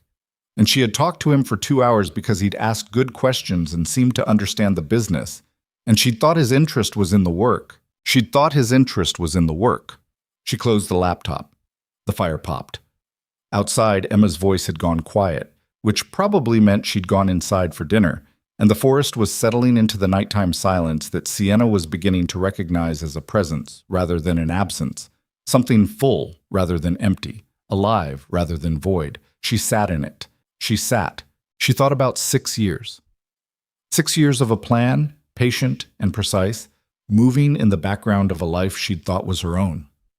6 years of Richard Ashford watching her build something and calculating how to take it, executing the plan with a focus and discipline that, and this was the nauseating part, the part she kept coming back to, mirrored the focus and discipline she applied to her own work. He'd been professional about it. He'd done it the way she'd built her company, carefully, incrementally, without making a single unnecessary move. She thought about what that said about what he'd seen when he looked at her. Not a person, a vehicle. A system to be learned and exploited. She let herself feel the full weight of it, didn't push it away, didn't manage it, just let it sit in her chest and be as heavy as it was. Then she picked up her notepad and wrote down the reinstatement date and what it meant in the methodical way Eleanor had taught her, because the feeling was real and necessary, and also there was work to do. There was a lot of work to do. She worked until the fire died down again, and this time she didn't let it. She got up and added the logs correctly. The angle she'd learned, the damper at 2/3, and went back to the table. The cabin was warm. The documents were organized. Outside, the mountain dark was absolute and cold and full of things going on without her. Her phone buzzed. A text from a number she now recognized as belonging to Priya, the young attorney who'd called her 3 weeks ago to warn her. "I heard you have new legal support. I don't want to step on anything, but if you need co-counsel who knows the civil side of what Richard has been building, I want to be in the room. I should have fought harder to stay 3 weeks ago. I'm sorry I didn't." Sienna read it 3 times. She typed back, "I'll be in touch soon. Thank you for the warning. It mattered." She put the phone down. She thought about the email thread she'd found in the MISC folder, the one between the 2 unrecognized addresses, one with the Varden domain. She'd flagged it for Eleanor, but hadn't been through it carefully yet. She pulled it up now. 42 emails spanning 14 months. She started at the beginning and read forward. By the time she reached email 37, she wasn't cold anymore. She wasn't tired. She was angry. Not the frantic, helpless anger of the conference room 3 weeks ago. Not the numb, signal-dead anger of the car. Something different, cleaner. The kind of anger that knows what it is and what it's for. The kind that comes when you have been patient long enough to understand the full shape of what was done to you, and your patience has finally, completely run out. Email 37 was a conversation between Richard and a man referred to only as DH, discussing in careful but unmistakable language the timeline for what they called the transition. The date they expected Sienna to be removed from operational control of Ashford Hospitality Group, the board members they'd already spoken to. The press contacts who could be relied upon to run a particular kind of story on a particular kind of timeline, and one line in Richard's voice that she read 4 times. "She'll fight it, but she doesn't have the architecture to fight it the right way. She builds companies. She doesn't know how to dismantle them. That's the difference between us." She stared at that line for a long time. She builds companies. She doesn't know how to dismantle them. She closed the laptop. She picked up her phone and texted Eleanor again. "There's a 42 email thread you need to see before you call your federal contact. Come at 7, not 8. And bring more croissant." Then she set the phone down and sat back and looked at the ceiling of the cabin. The rough pine boards, the water stain in the corner, the single overhead bulb on a pull chain that she'd been meaning to replace because it was the wrong color temperature for working, and it was giving her a headache by 9 o'clock every night. She builds companies. She doesn't know how to dismantle them. Richard had been wrong about a great many things, but he'd been most wrong about that. Eleanor arrived at 6:52 with croissants and a look on her face that meant she hadn't slept. Sienna had been up since 5. The email thread was printed, all 42 pages, courtesy of the workshop printer Logan had unlocked for her without being asked when she'd knocked on the workshop door at 5:30 and said she needed to print something urgently. He'd handed her the key to the supply room where the printer lived, told her the paper tray stuck on the left side and needed a firm push, and gone back to whatever he'd been doing at that hour, which appeared to involve a cup of coffee and a set of hand-drawn plans spread across the main workbench. She'd printed everything and organized it into sequence and made notes in the margins in the way Eleanor had shown her. Clinical, precise, nothing editorial. And by the time Eleanor walked through the cabin door, the table was ready. Eleanor set down the bakery bag, looked at the table and said, "You didn't sleep." "Some," Sienna said. "How much is some?" "Enough to function." Eleanor sat down, pulled on her reading glasses, and picked up the first page of the email thread. She read in silence. Sienna poured coffee from the thermos she'd brought up from the workshop and set a cup beside Eleanor's elbow and sat across from her and waited. Eleanor read all 42 pages without speaking. She made 2 small marks in pencil. She'd brought her own, she always had one, in the margins of pages 11 and 31. When she finished, she set the stack down and took her glasses off and rubbed her eyes in the way of a person who has looked at too many documents over too many decades and whose eyes have started to have opinions about it. "DH," she said. "I think it's Donovan Hale," Sienna said. "He was Varden Capital's operations director when you were there, you said. He's still with the firm. I checked last night. He's been promoted twice." Eleanor nodded slowly. "Donovan Hale. Yes." She looked at page 11, where her pencil mark was. "This email, where Richard discusses the board members. 2 of them are named by initial only, but the context makes the identification straightforward if you know the board composition." She looked up. "Do you have the board records from the period?" In my flash drive materials. I have them. Get them. They worked through the morning building the structure of it, layering the email thread against the financial documents, against Eleanor's 8-year-old records, against the LLC registration trail. Each piece on its own was significant but potentially dismissible. Assembled in sequence, organized in the way Eleanor assembled things. With the patience of someone who had spent a career explaining financial fraud to people who hadn't known they were looking at it, it became something different. It became a case. At 10:15, Eleanor made the call. She went outside to make it, standing on the narrow porch of the cabin in her waterproof jacket with her phone pressed to her ear, and Sienna watched her through the window.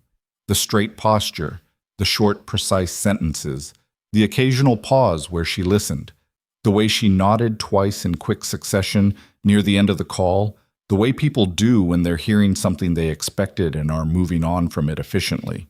She came back inside after 9 minutes. "His name is Warren Costello," Eleanor said, sitting back down.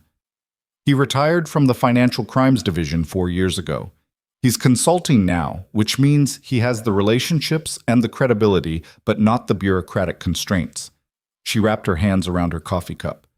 "He wants to see everything, physical copies, not digital. He's driving up from Raleigh on Friday." "Friday is 3 days." "I know. He moves carefully. It's why I trust him." Eleanor paused. "He also said something I need to pass along, and I need you to hear it clearly."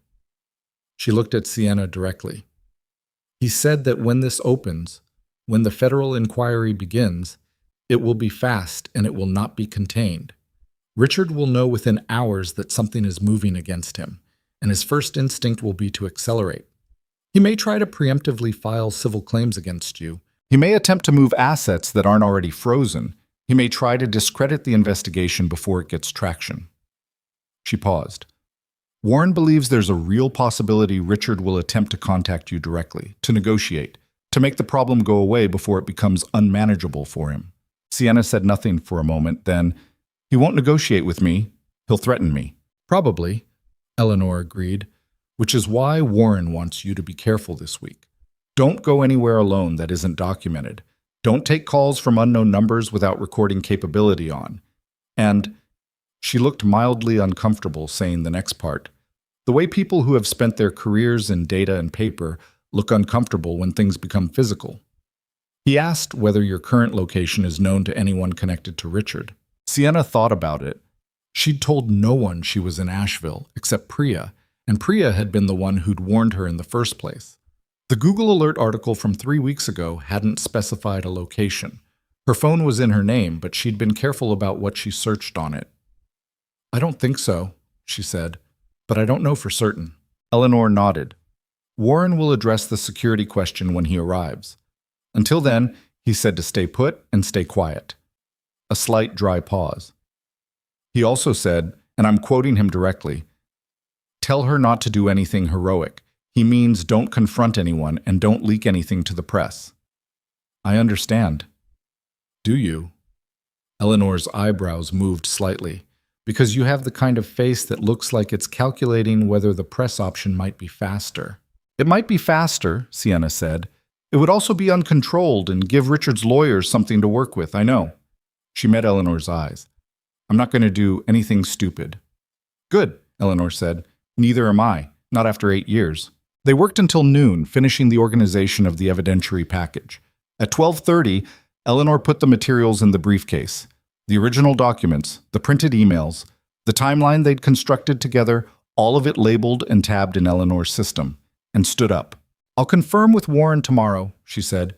"Keep your phone charged." She picked up the briefcase, looked around the cabin once, looked at Sienna. "You've done good work with this. The organization, the cross-referencing. Richard thought you only knew how to build things." She said it without warmth and without coldness, just as a statement of record. He was wrong. Sienna didn't say anything. Eleanor left. The 3 days between Eleanor's morning visit and Warren Costello's arrival were the strangest days of Sienna's time in Asheville, a period of enforced stillness in the middle of something that was, beneath the surface, moving very fast. There was nothing to do but wait, and waiting had never been something she was built for. She finished organizing Logan's financial records. A job that would have taken a bookkeeper a month she completed in 6 days, driven partly by competence and partly by the need to have somewhere to put the restless energy that had nowhere else to go, and printed the organized reports in clean folders that she left on the workshop counter with a summary sheet on top. Logan found them the second morning and came up to the cabin with the folder in his hand and an expression she'd started to recognize as the one he wore when he was processing something that surprised him. "This is," he started. "You had good records underneath the mess," she said. "You just needed them in one place." He looked at the summary sheet. She'd given him 3 years of clean profit and loss, a material cost analysis broken down by project type, a client billing summary that identified 2 accounts that were consistently slow to pay, and one that owed him an amount that had apparently been sitting unpursued for 14 months. 14 months, he said, looking at that line. "You invoiced them. They just never followed up on the second invoice, and you let it sit." She paused. "It's 4,000 and change? It's not nothing." He looked at the number. "I knew they hadn't paid. I didn't want to make it awkward. They're good clients when they pay. Send them a clean invoice with a 30-day notice and a late fee schedule. You're not making it awkward. You're running a business." She watched him absorb this. "You also have a tax filing discrepancy from 2 years ago that your accountant appears to have miscategorized. I flagged it. It's in the red tab." He opened the red tab, read the note she'd left, looked up. "This is significant. It's recoverable, but you should address it with a tax attorney before next filing season." He closed the folder. He had the look of a man who has been handed something he didn't know he needed and is now recalibrating. "This is worth more than the cabin," he said. "The cabin has been very useful," she said. He seemed to want to say something else, and then didn't, and instead went back down the path with the folder, which was its own kind of answer. On the second day of waiting, the threat arrived. Not from Richard directly. She'd half expected that, Eleanor's warning sitting at the back of her mind all week. But what arrived was more impersonal and in some ways more unsettling because of it. It came as a notification, a new court filing in the civil case Richard's attorneys had initiated when her accounts were frozen. The filing contained a new motion, added in the last 48 hours, requesting that the court issue a restraining order preventing Sienna from accessing, sharing, or distributing any business documents from Ashford Hospitality Group on the grounds that she remained under investigation for fraud and document sharing could constitute evidence tampering. She read it twice. It was precisely calibrated, legal enough to be filed, aggressive enough that complying with it, if a judge granted it, would neutralize the evidentiary package before Warren Costello could act on it. She called Eleanor immediately. "I see it," Eleanor said, before Sienna could speak. She'd been watching the case docket. "He's moving faster than Warren predicted. This means someone in his network knows something is in motion." A pause. "Or he's simply being preemptive because it's what he would do regardless. Either way, the filing is real. Yes, I've already called Priya." Sienna stopped. "Priya, you forwarded her message to me 2 days ago. I reached out to her this morning, before this filing appeared. She's sharp, and she knows the civil architecture of this case. She's already drafting a response." Eleanor's voice was steady, with that quality she had of treating urgency as a technical problem to be solved. "The critical point is that federal evidence shared with a federal investigator is not subject to civil evidence tampering provisions. Warren needs to receive the package before that restraining order is granted, which means Friday is no longer soon enough." The silence that followed lasted exactly 3 seconds. "How soon?" Sienna said. "I'm calling Warren now. Tonight if he can manage it. Tomorrow morning at the absolute latest." Eleanor paused. "Stay at the cabin. Don't move the documents. I'll call you back within the hour." She called back in 40 minutes. Warren Costello was driving up that night. He'd be in Asheville by 10 p.m. Sienna went down to the workshop. Logan was at the bandsaw, cutting curves into what appeared to be chair legs. A batch of 8, all needing to match. He turned off the machine when she came in, which she'd noticed he always did when someone entered, because the saw was loud enough that you couldn't talk over it, and he apparently didn't like conducting conversations in pieces. "Something happened," he said. Not a question. She told him. Not everything. She gave him the shape of it. The restraining order motion, the accelerated timeline, Costello coming tonight. He listened without interrupting, the way he listened to everything, with the full settled attention of a person who has learned that the first thing someone says isn't always the whole of what they need to say. When she finished, he said, "Can they enforce the restraining order before tonight?" Priya says it's unlikely. The motion was filed this afternoon, and a judge would need to grant it at an emergency hearing. It could happen, but it would need to be fast. So the window is tonight. The window is tonight. He looked at the chair legs for a moment, then at her. "You should eat something before Costello gets here. You've been on coffee and anxiety since Tuesday." She almost laughed. "That's what you take from this? You think better when you've eaten," he said, with the certainty of someone who has observed this empirically. "There's pasta on the stove. It's been on low for an hour. It's not going to get better with more time. Come eat." She ate pasta at the kitchen table with Logan and Emma, who had sensed the tension in the room with the finely calibrated social radar of a child who has spent years reading adult atmospheres, and had decided the appropriate response was to tell Sienna an elaborate story about a disagreement at school that had involved a misattributed science project and an injustice of significant proportions. "Did you get it sorted out?" Sienna asked. "Eventually," Emma said. "I had evidence." "Good," Sienna said. "Evidence is important." Emma looked at her with the expression she sometimes got, that measuring, slightly too old look. "Is what you're doing kind of like that? Getting your evidence sorted out?"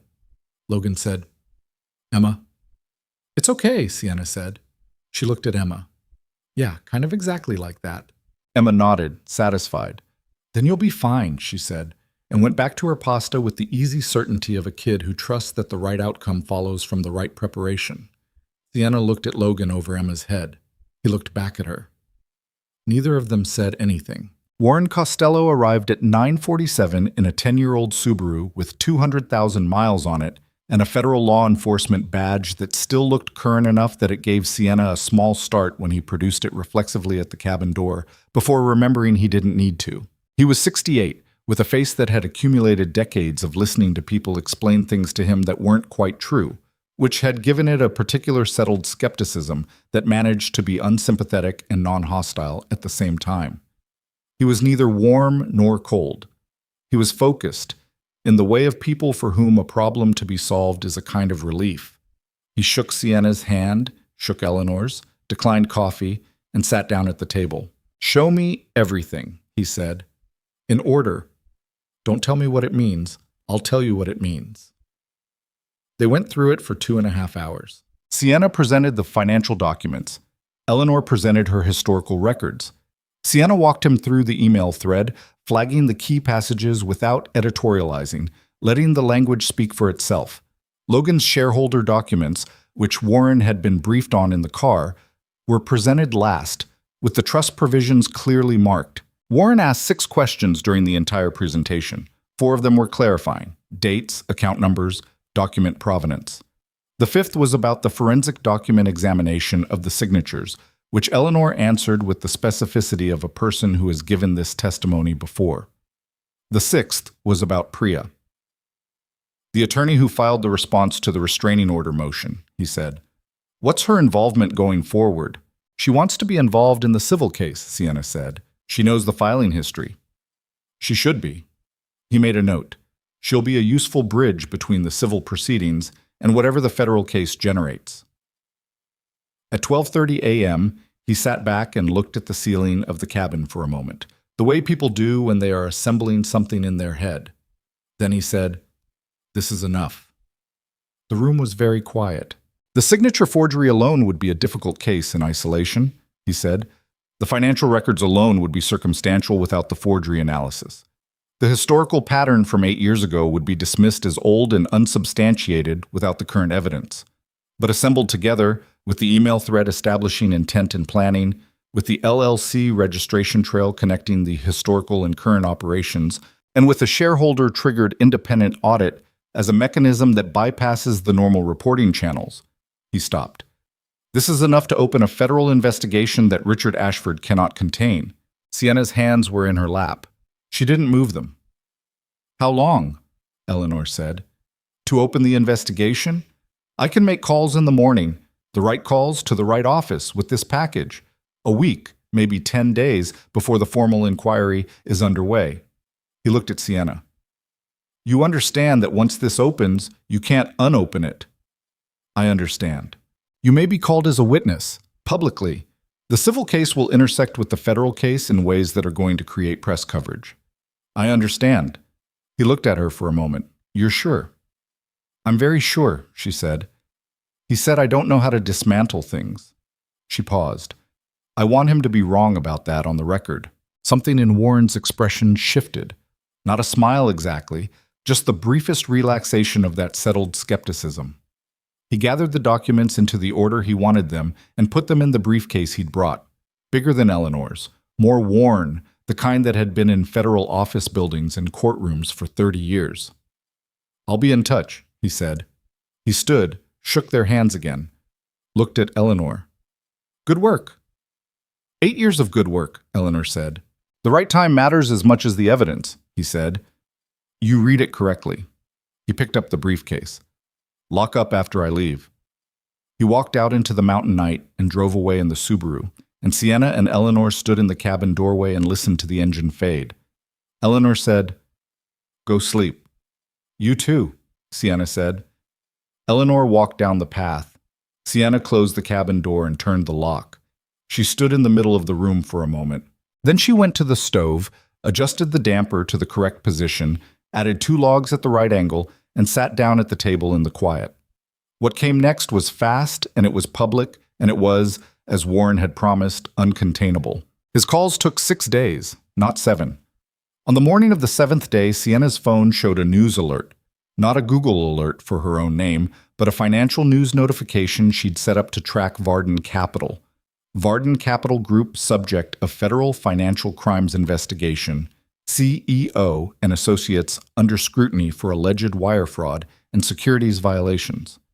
Richard's name was in the 3rd paragraph. She read the article twice, standing in the kitchen corner of the cabin with the coffee she'd just made, and she felt not triumph exactly. Something more complicated than triumph, something that had weight to it but wasn't quite satisfaction either. More like the particular exhaustion and release of a person who has been braced for a physical blow for a very long time and can finally, at last, stop holding their body that way. Priya called at 7:30 a.m. The restraining order motion was withdrawn, she said, without preamble. His attorneys filed the withdrawal this morning, an hour after the news broke. Okay, Sienna said. The independent audit was formally triggered by Logan Mercer's trust management firm at 9 a.m. yesterday. I don't know if you knew that was coming. Logan told me last night. A pause. How are you doing?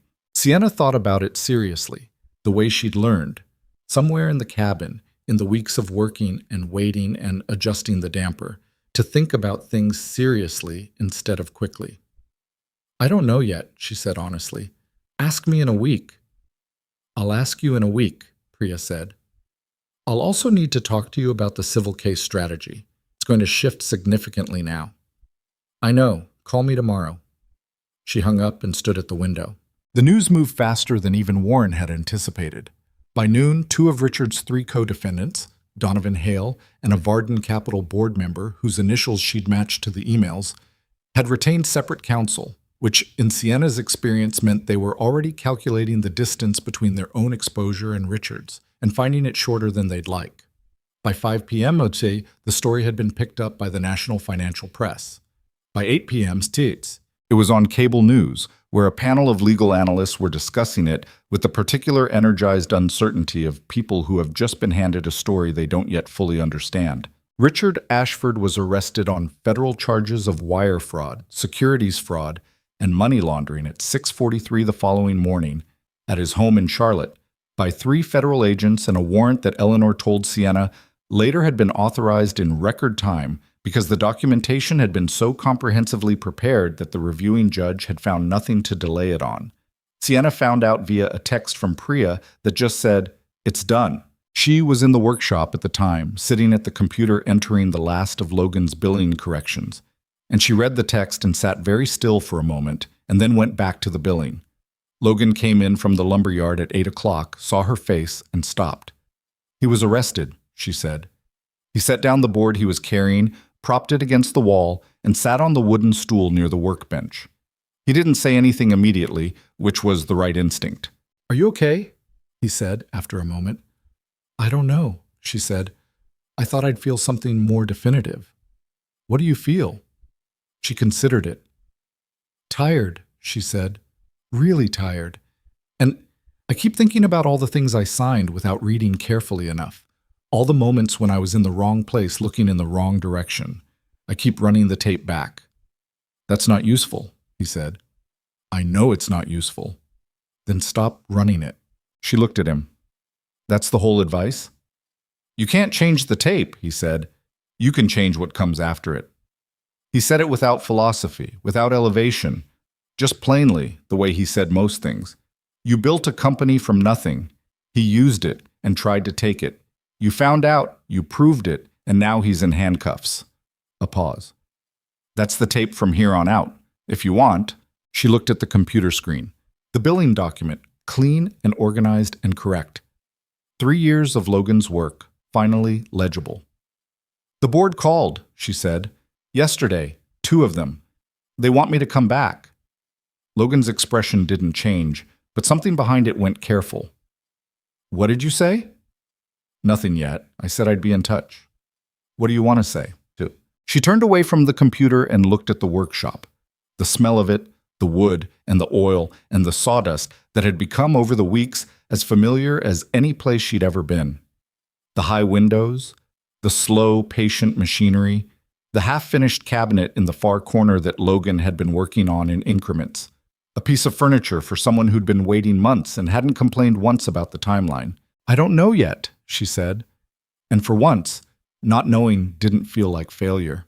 "I don't know what I want." "That's probably the most honest thing you've said in a while," he said. She almost smiled. "Is that a compliment?" "It's an observation," he said, and went back to the lumber. The board's phone calls continued over the next 3 days.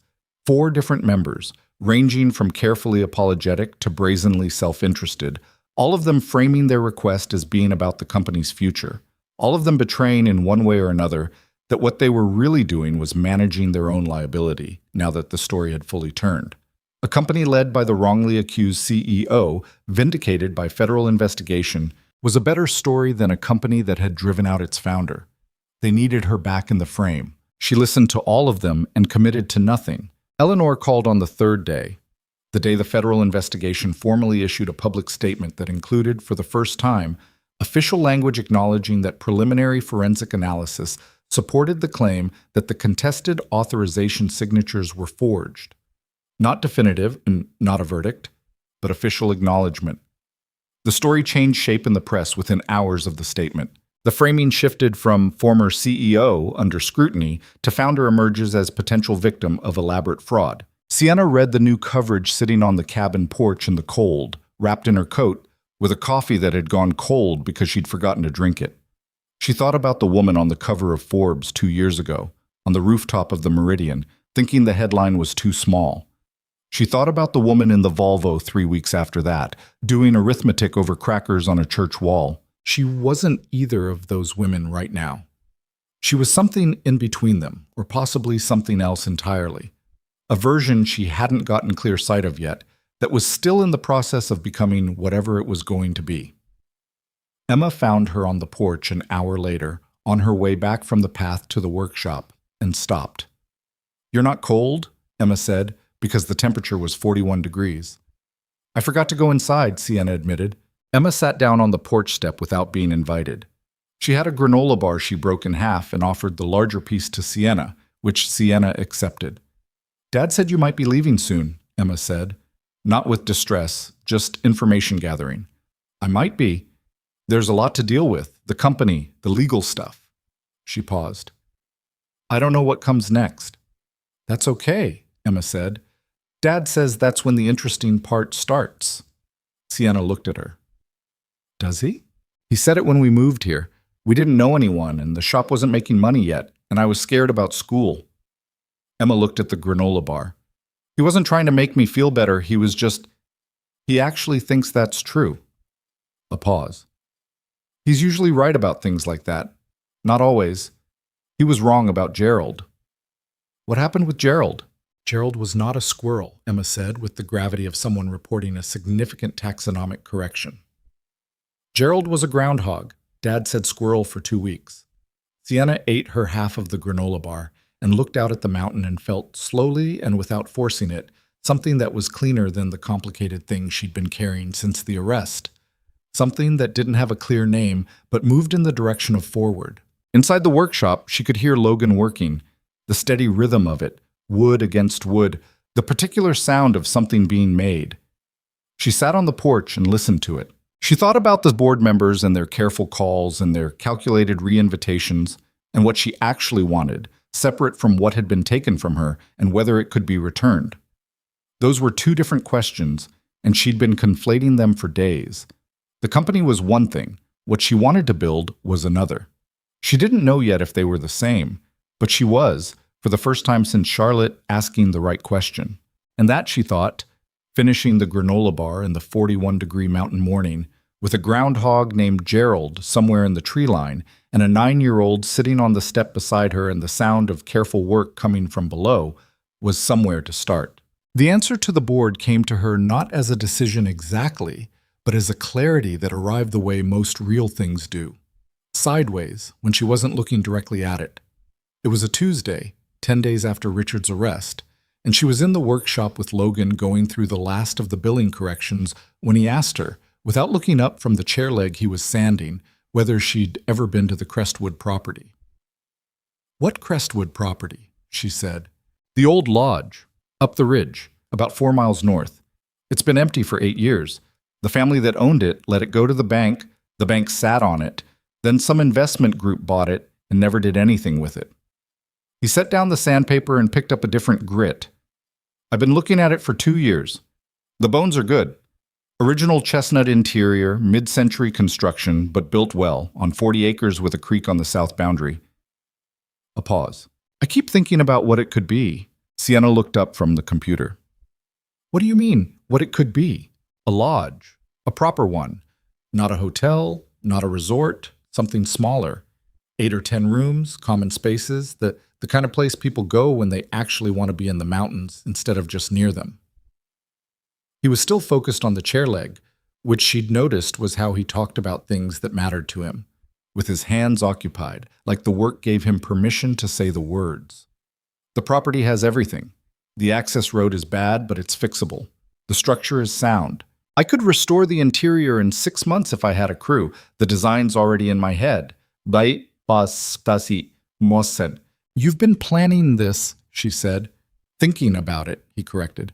"Planning would require money I didn't have a reason to access." He looked up briefly.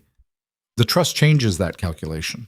The management firm has been telling me for years to put the distributions towards something real instead of putting them back in. I've been ignoring them because I didn't have a project worth doing." He set the chair leg down. "This is a project worth doing." Sienna looked at him. He looked at the chair leg. "You're asking me something," she said. "I'm telling you about a property," he said. "Logan." He looked up. The particular quality of his silence in that moment was the kind that had a shape to it. The silence of a man who has thought carefully about something and arrived at an edge and is deciding whether to step over it. "You know hospitality," he said. "Not the corporate version of it, the actual version. What makes a place feel like something worth returning to? You built that from nothing before Richard got anywhere near it." He stopped. "I know design and construction. I don't know the business side in any serious way. My financial records were a disaster." A slight pause that might have been the ghost of dry humor. "You organized them in 6 days." Sienna was quiet for a moment. "You're asking me to go into business with you," she said. "I'm asking if you'd want to think about it," he said. "There's a difference." There was a difference, and the fact that he'd made it told her something. He wasn't pushing. He'd laid out the shape of a thing and left space around it, which was, she was realizing, exactly how he did everything. He built the frame and let other people decide what to put inside it. "Can I see the property?" she said. He picked the chair leg back up. Saturday morning. They drove up to the Crestwood property on Saturday in Logan's truck, on an access road that was indeed bad. Rutted gravel with 2 sections of significant washout that required careful navigation, and one moment where the truck's front right tire went somewhere that made Sienna grip the door handle and say nothing, and pulled into a clearing in front of a long, low building that sat against the tree line like it had been there long enough to have opinions about it. It was not, at first look, impressive. The porch boards were rotted in 3 places. 2 of the 8 windows on the main facade were cracked, one with a piece of cardboard taped over the break from the inside. The sign that had once hung over the entrance was gone, leaving 2 rusted bolt holes in a pale rectangle on the wood where the stain hadn't faded behind it. The grounds had gone back to forest in the way that mountain property does when nobody is paying attention. The flower beds swallowed, the stone pathways cracked and scattered, a beautiful old oak at the corner of the building that had dropped a significant branch onto the roof at some point in the last several years, the branch still lying there, patient and immovable. Emma had come with them. She was out of the truck before Logan had fully stopped it, moving toward the building with the uninhibited directness of a child who sees a thing and wants to understand it. "It's not done," Emma called back, which was not an observation but an assessment. "Nothing good ever is when you first see it," Logan said. He had the key from the property management company. He'd been in contact with them, apparently, for months, which told Sienna something about how seriously he'd been thinking about this. And he opened the front door and they went inside. And there it was. The interior was dim and cold and smelled like a building that had been closed up too long, and in places the ceiling had water staining and one corner of the main room had gone soft from years of a minor roof leak. The floors needed work. The kitchen was decades out of date. The bathrooms were, as Emma said with frank accuracy, very bad. But the bones. The main room had 12-foot ceilings with original chestnut beams. Actual American chestnut, the real kind, from before the blight took them all, milled from trees that had stood when this part of the mountains was a different world. The stone fireplace was floor to ceiling, 8 feet wide, built by someone who understood proportion. The windows, where they weren't cracked, looked out over a south-facing slope that in summer would be green down to the creek, and in fall would be the kind of color that people drove hours to see. Sienna stood in the middle of the main room for a long time. She thought about the Meridian, the first property, the one she'd inherited from her uncle at 23 and spent 2 years restoring before it was ever open, working with contractors who were better than she could really afford, learning as she went, making mistakes that cost her time and money, and occasionally both simultaneously. She thought about standing in a gutted dining room in Charleston at 24 with no ceiling and no floor and contractor bills due in 2 weeks and an opening date. She'd promised a travel magazine that was looking increasingly optimistic and deciding that the marble she'd found at a salvage yard was right for the entry hall, even though it was going to cost 3 months' worth of her personal salary to install. She thought about what the Meridian had become. She thought about what this place could become. She turned around. Logan was watching her from the doorway to the back hallway, one shoulder against the frame, reading her the way she'd noticed he read things, quietly, without rushing the conclusion. Emma was standing at the fireplace, her head tilted back, looking up at the chimney opening with the expression she got when she was filing something away. "What do you see?" Logan said, not challenging, just asking. 8 rooms, Sienna said. "Maybe 9 if you reconfigure the back section. A dining room that uses the full south window wall, not hotel dining, family style, long tables, local sourcing. Common spaces that feel like someone actually thought about how people sit together." She looked at the beams. "You don't touch those. You don't refinish them. You don't stain them darker to be fashionable. You clean them and you let them be what they are." She looked at the fireplace. That's the heart of the room. Everything faces it. Logan said nothing for a moment. "The access road," she said. "I can grade it properly in 2 weeks with the right equipment," he said. "There's a local guy I use for the heavy work. The roof section over the corner. Replace the damaged section, reseal the whole thing. It's a 2-week job. Kitchen, full gut and rebuild. I know a kitchen designer in Asheville who does good commercial work without making everything look like a magazine photo." A slight pause. "I've already called her, hypothetically." Sienna looked at him. "Hypothetically. Hypothetically," he said without apparent guilt. She looked back at the room. The cold and the dust and the water stains and the branch on the roof and the rotted porch boards and all of it, The whole beautiful, broken, absolutely fixable thing. What's your timeline? She said. 6 months to opening if we start in January. 8 months if we're being honest about unexpected problems, which there will always be. Budget. The trust will cover construction and first-year operating costs. After that, it needs to sustain itself. He looked at her directly. That's the part I don't know how to do. I do, she said. I know, he said. Emma turned around from the fireplace. She had a look on her face that was difficult to read, the measuring look, the slightly too old one. And she said, to no one specifically, "Are we going to fix it?" Logan looked at Sienna. Sienna looked at the beams. "Yeah," she said. "I think we are." Emma turned back to the fireplace, satisfied, and began mentally rearranging furniture in the way that 9-year-olds do when they've already decided an outcome and are working forward from it. She called the board that afternoon. Not the individual members who'd been calling her. The chair, directly. A woman named Patricia Oakes, who had been on the Ashford board since the beginning and who, unlike several of her colleagues, had at least had the decency to stay quiet during the worst of it, rather than issuing statements that hedged toward Richard's version. Patricia answered on the second ring. "Sienna," she said, with the particular careful warmth of someone who is relieved to be spoken to directly. "Patricia," Sienna said, "I'm going to make this short because I've thought about it enough and I know what I'm saying. I'm not coming back as CEO." A pause. "Sienna, I'm not finished." She was sitting on the cabin porch, in the cold, which had become the place she went to think and to say hard things.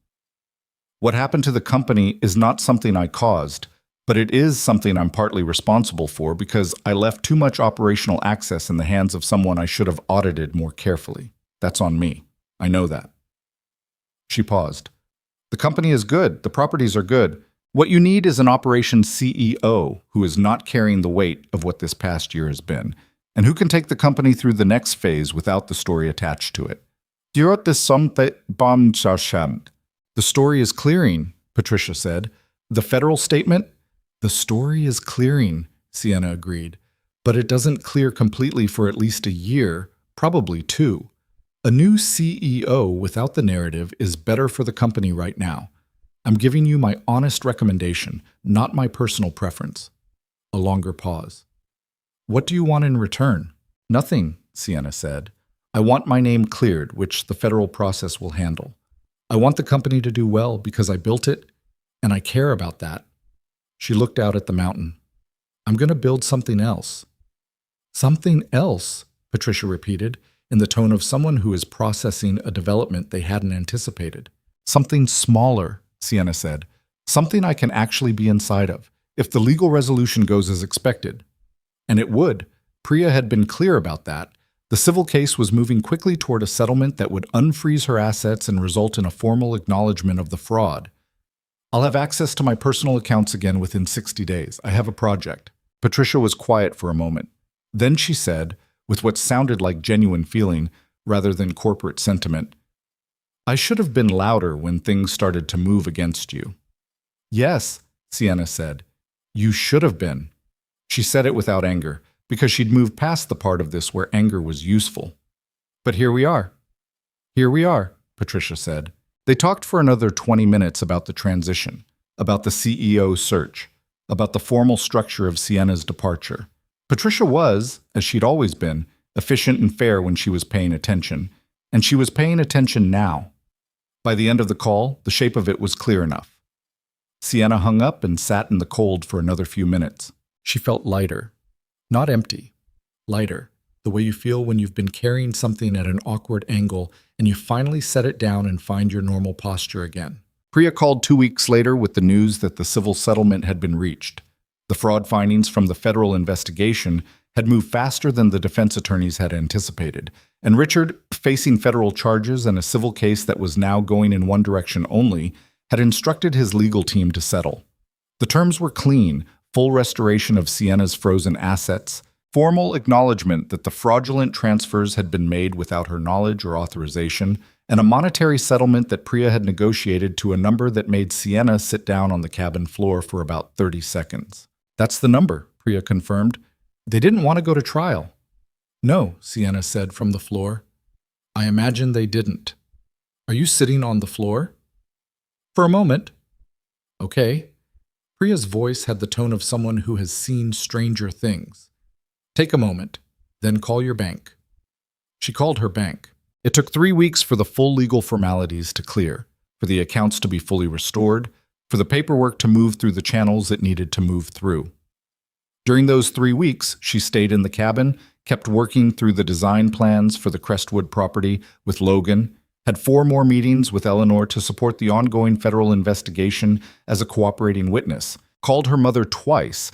The second call was long and honest and difficult in places and necessary in every place, and spent a Saturday afternoon helping Emma with a school project about mountain ecosystems that turned into a 3-hour conversation about watershed dynamics that neither of them had expected. Richard Ashford pleaded guilty to reduced federal charges in a negotiated arrangement that his attorneys had spent significant effort constructing and that still carried a mandatory sentence that made the financial press write the kind of headlines that would follow his name permanently. Donovan Hale and the Varden Capital board member cooperated with the federal investigation in exchange for reduced exposure. The independent audit of Varden Capital, triggered by Logan's shareholder rights, produced findings that resulted in the dissolution of the fund's management structure and the recovery of assets that were distributed to a list of creditors and claimants that included several other parties who had been waiting years for exactly this. Eleanor called the morning after the guilty plea was announced. It's done, she said. It's done, Sienna said. How do you feel? It was the same question Logan had asked the morning of the arrest. She gave Eleanor the same honest answer. I don't know yet. That's reasonable, Eleanor said. It takes time to stop organizing around a threat. A pause. What are you doing now? Building something, Sienna said. She could hear Eleanor almost smile. Good. That's what you should be doing. They broke ground on the Crestwood restoration in the first week of January. Logan had assembled a crew of 6 local craftsmen, most of whom he'd worked with before, 2 of whom had been doing restoration work in the mountain counties for 20 years, and brought with them a particular kind of knowledge about old construction that you couldn't learn from books. Sienna was there the first morning, in work boots she'd bought in Nashville, and a canvas jacket similar to Logan's that she'd gotten because the cashmere coat was wrong for this kind of work, and she'd known it for 2 months, standing in the Crestwood clearing in the January cold watching the first equipment arrive. It was not glamorous, it was cold and loud, and the access road, even after grading, tested everyone's patience twice a week, and the unexpected problems Logan had predicted materialized with the reliable creativity of old buildings asserting their right to be complicated. The corner roof section turned out to have structural damage that extended into 2 rafters, adding 3 weeks and a significant cost overrun. The original plumbing, when they opened it up, was worse than the inspection had suggested, which added another 2 weeks. One of the chestnut beams had a crack that a structural engineer needed to evaluate before they could proceed with the ceiling work, and the evaluation took 10 days. None of it stopped them. Sienna managed the business architecture of it from the Crestwood property and the workshop in alternating days, the permits and the vendor relationships, and the market positioning and the booking structure and the website and the staffing plan, all of it building in parallel with the physical work. She was doing the work she knew how to do, but she was doing it differently than she'd done it before. Not at the scale of a company that required her to be everywhere and nowhere simultaneously, but at a scale where she could see the whole of it, where her decisions had direct visible consequences, where the thing she was building had her hands on it in a way the Ashford properties eventually hadn't. She understood, doing this work, what she'd lost along the way to becoming the woman on the Forbes cover. Not the money or the status. She'd never been particularly attached to those. She'd just been good at generating them and had confused competence for calling. What she'd lost was the particular engagement of work you could actually touch. She'd gotten so good at managing that she'd stopped making, and somewhere in that shift something essential had gone quiet. It was loud again now. Logan designed every interior element by hand, the furniture, the built-ins, the fixtures, all of it drawn on paper before it was made in the workshop. All of it made in the workshop before it was installed in the lodge. It was slow. It was the slowest way to do it. It also meant that every piece in every room had a specific logic to it, a reason it was the shape it was and the proportion it was, And that logic was visible when you were in the space in the way that mass-produced things never are. Emma came on Saturdays. She had decided, with no particular announcement, that the lodge was her project too, and she approached this claim with the same systematic thoroughness she applied to everything she decided to care about. She talked to Logan about the design of the common spaces.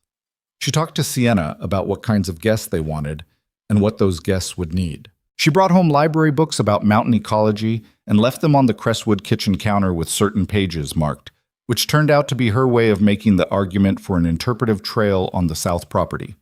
A path with markers explaining the watershed and the tree species and the way the mountain worked. They built the trail. Emma made the markers herself, with Logan's help, in the workshop, small carved wooden signs with painted text that she agonized over for 2 weekends until the font was right. 6 months became 8, and 8 became 9, because the unexpected problems were plentiful and unrepentant. But the last weeks of September arrived, and the lodge was ready. Not perfect. Sienna needed to be clear about that in her own head, because perfect was the wrong standard, and she'd spent enough time building things to know that perfect was what you used as an excuse to never open the door. The kitchen ran hot in the northeast corner, and the chef they'd hired had figured out a workaround and said she could live with it. One of the guest room doors swelled in high humidity and required a firm shoulder to open, which Logan had promised to fix before winter, and which was genuinely on his list. The stone path from the parking area to the entrance needed a section relaid because the ground had shifted under it over summer, and that was scheduled for October. The rest of it was real. That was the word Sienna kept coming back to. Not flawless, not magazine perfect. Real in the way that things are real when they've been made by people who cared about them, which is a different quality than anything you can manufacture or replicate. The grand opening was a Friday evening in late September, with the trees on the ridge just beginning their turn. The first suggestion of amber and red in the upper canopy, the air with that particular edge that means summer is finishing and something better is coming. They'd invited 30 people, the crew who'd built it, the vendors they'd worked with, a handful of local press, Eleanor and Priya and Warren Costello, who drove up from Raleigh again in the Subaru and walked through the rooms with the quiet interest of a man who had seen a great many outcomes and was calibrating this one. He found Sienna on the main room's back porch, which looked down the south slope toward the creek, now invisible in the trees, the sound of it audible on still evenings. "How does it feel?" he said. "Better than I expected," she said honestly, "and I expected it to feel good." He looked at the slope. "The federal case concludes formally in November. Richard will be sentenced in December. There may be some residual press around that." "I know. You'll be asked to comment." "I know that too." He was quiet for a moment. "For what it's worth," he said. And it was apparent this kind of personal statement cost him something, coming from a man who had spent decades in the discipline of professional detachment. "The documentation you and Eleanor assembled was among the cleaner packages I've ever been handed. You made the investigation possible. It mattered." "Eleanor made it possible," Sienna said. "She kept those records for 8 years. She kept the records," Warren said. "You connected them to something they could act on." He looked at her briefly. "Don't minimize the part you played. It's a habit worth breaking." He went back inside. Sienna stood on the porch for another minute. She thought about minimizing, about all the ways she'd done it over the years, moved past her own accomplishments quickly, the way she'd moved past the kindness at the train station, the way she'd told Logan it was nothing and meant it, the way she'd spent 30 years being good at things without fully stopping to feel what that meant. She'd confused momentum for living. She'd been so focused on the next thing that she'd passed through the present tense of her own life without sitting down in it. She didn't want to do that anymore. It wasn't a resolution. It wasn't a lesson she'd written down and framed. It was just something she knew now, the way you know things that have been earned rather than told to you. In the body, in the chest, settled and specific and harder to lose than anything you've only read. Inside, she could hear Logan's voice. He was showing Warren the chestnut beams, explaining the structural history, which he did with everyone who would listen because he found it genuinely interesting and had the kind of enthusiasm for material and construction that was contagious if you let it be.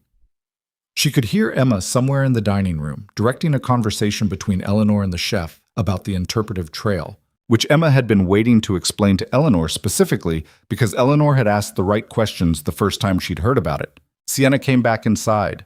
The room was warm, the great fireplace going, the chestnut beams overhead, the long dining tables set with candles, the south windows showing the darkening slope, and the first stars appearing above the ridge. It smelled like wood smoke and the garlic that the chef had been building into the evening's food for the past 2 hours, and the particular clean smell of the mountains that had found its way into the building over the summer and become part of it. She stood in the doorway from the porch and looked at the room. Eleanor was at the far end of the table, listening to Emma with the specific quality of attention she gave things she was genuinely interested in, which was not her default quality, but was unmistakable when it appeared. Priya was talking to one of the crew members near the fireplace, laughing at something he'd said. Warren was still with Logan near the beams, both of them looking up, Logan's hands moving in the way they did when he was describing something structural. It was not a perfect room. The lighting in the northeast corner was still slightly wrong.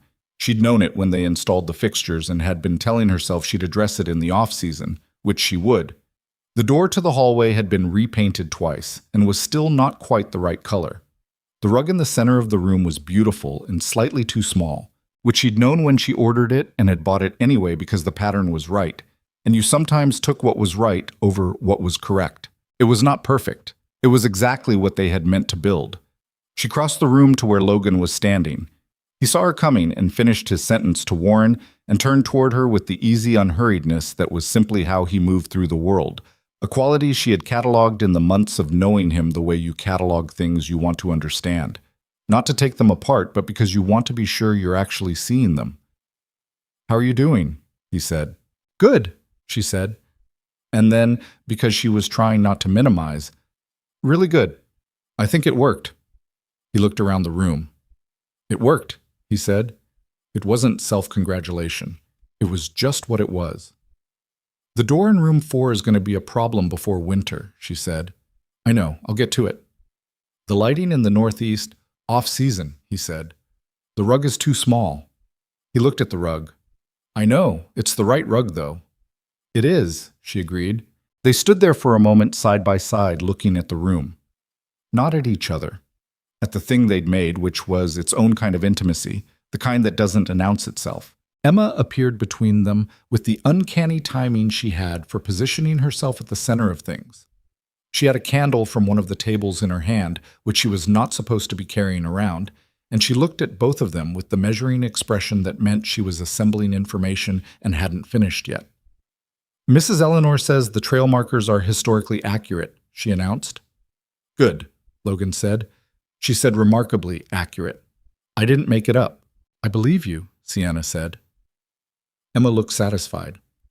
Then she looked at the room, the fireplace, and the beams, and the long tables, and the people gathered in the warmth, and she had the expression of someone who has seen something match the picture they had of it in their head, which is one of the better feelings available to a person and is particularly clear on the face of a child who has been imagining something for months and has finally arrived inside it. "I think we should do more of these," Emma said. "More lodges?" Logan said.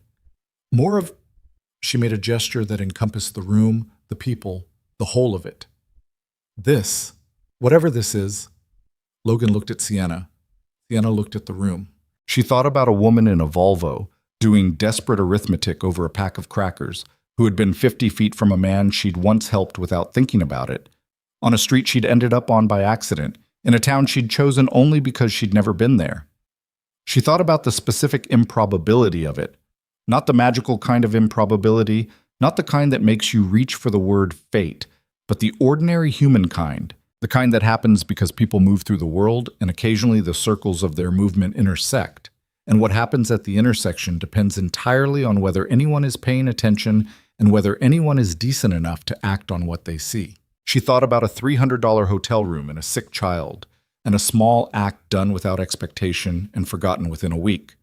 She thought about a 9-year-old who had decided, with the absolute uncomplicated clarity available only to people who haven't yet learned to second-guess their instincts, that the act was worth keeping. She thought about a drawing in colored pencil, folded and refolded, held for 5 years, returned at exactly the right moment. She thought about what it meant that the right moment had arrived, not because of anything cosmic, just because Emma had kept the drawing, because Logan had brought coffee instead of asking questions, Because Eleanor had kept files for 8 years instead of letting go of the thing she knew was wrong. Because Priya had made one phone call she didn't have to make. Because Warren Costello had driven to Asheville on a Tuesday night in his 10-year-old Subaru because the documentation was clean and the cause was right. None of them had been looking for a story. None of them had been building toward something. They'd just been paying attention and doing what was in front of them. And what was in front of them had turned out to be this imperfect, complicated, slightly too small rug, door that swells in humidity, northeast corner lighting problem, genuinely beautiful thing. Yeah, Sienna said to Emma's suggestion. I think we should do more of these. Emma went back to Eleanor, candle in hand, and Sienna and Logan stood in the room they'd made and said nothing for a moment because nothing needed to be said. They were both people who'd learned, by different routes at different costs, that the things worth having were not the things you acquired or protected or managed from a distance. They were the things you built with your hands and inhabited with your whole self and let be imperfect and stayed with anyway. Sienna Ashford had once been untouchable, and then she had been ruined, and then she had been, in the dark and the cold of a November mountain, found. Not rescued. She needed to be exact about that because she had rescued herself. With Eleanor's evidence and Logan's shareholder documents and Priya's legal mind and Warren's contacts and her own unwillingness, even at her lowest, to stop doing the work. She had built the thing that brought her back. She had always known how to build. What she hadn't known until Asheville, until the car and the coffee and the cabin and the 9 months of actual work, was that building something wasn't enough on its own. The building had to be for something real. It had to have people in it. It had to be the kind of place someone could stay. She was staying. The fire burned in this great fireplace. The beams were what they were, old and real and without apology. Outside, the mountain did what mountains do at night, which is exist with a completeness that has nothing to do with anyone watching it, and is beautiful for exactly that reason. Sienna Ashford, 31 years old, stood in the middle of the first room of the first lodge of whatever came next, and felt, not happiness exactly, because happiness was too simple a word for it, and she was done with simple words for complicated things. She felt present. She felt, for the first time in a long time, completely and specifically where she was supposed to be. And that was enough. That was, it turned out, the whole thing. End.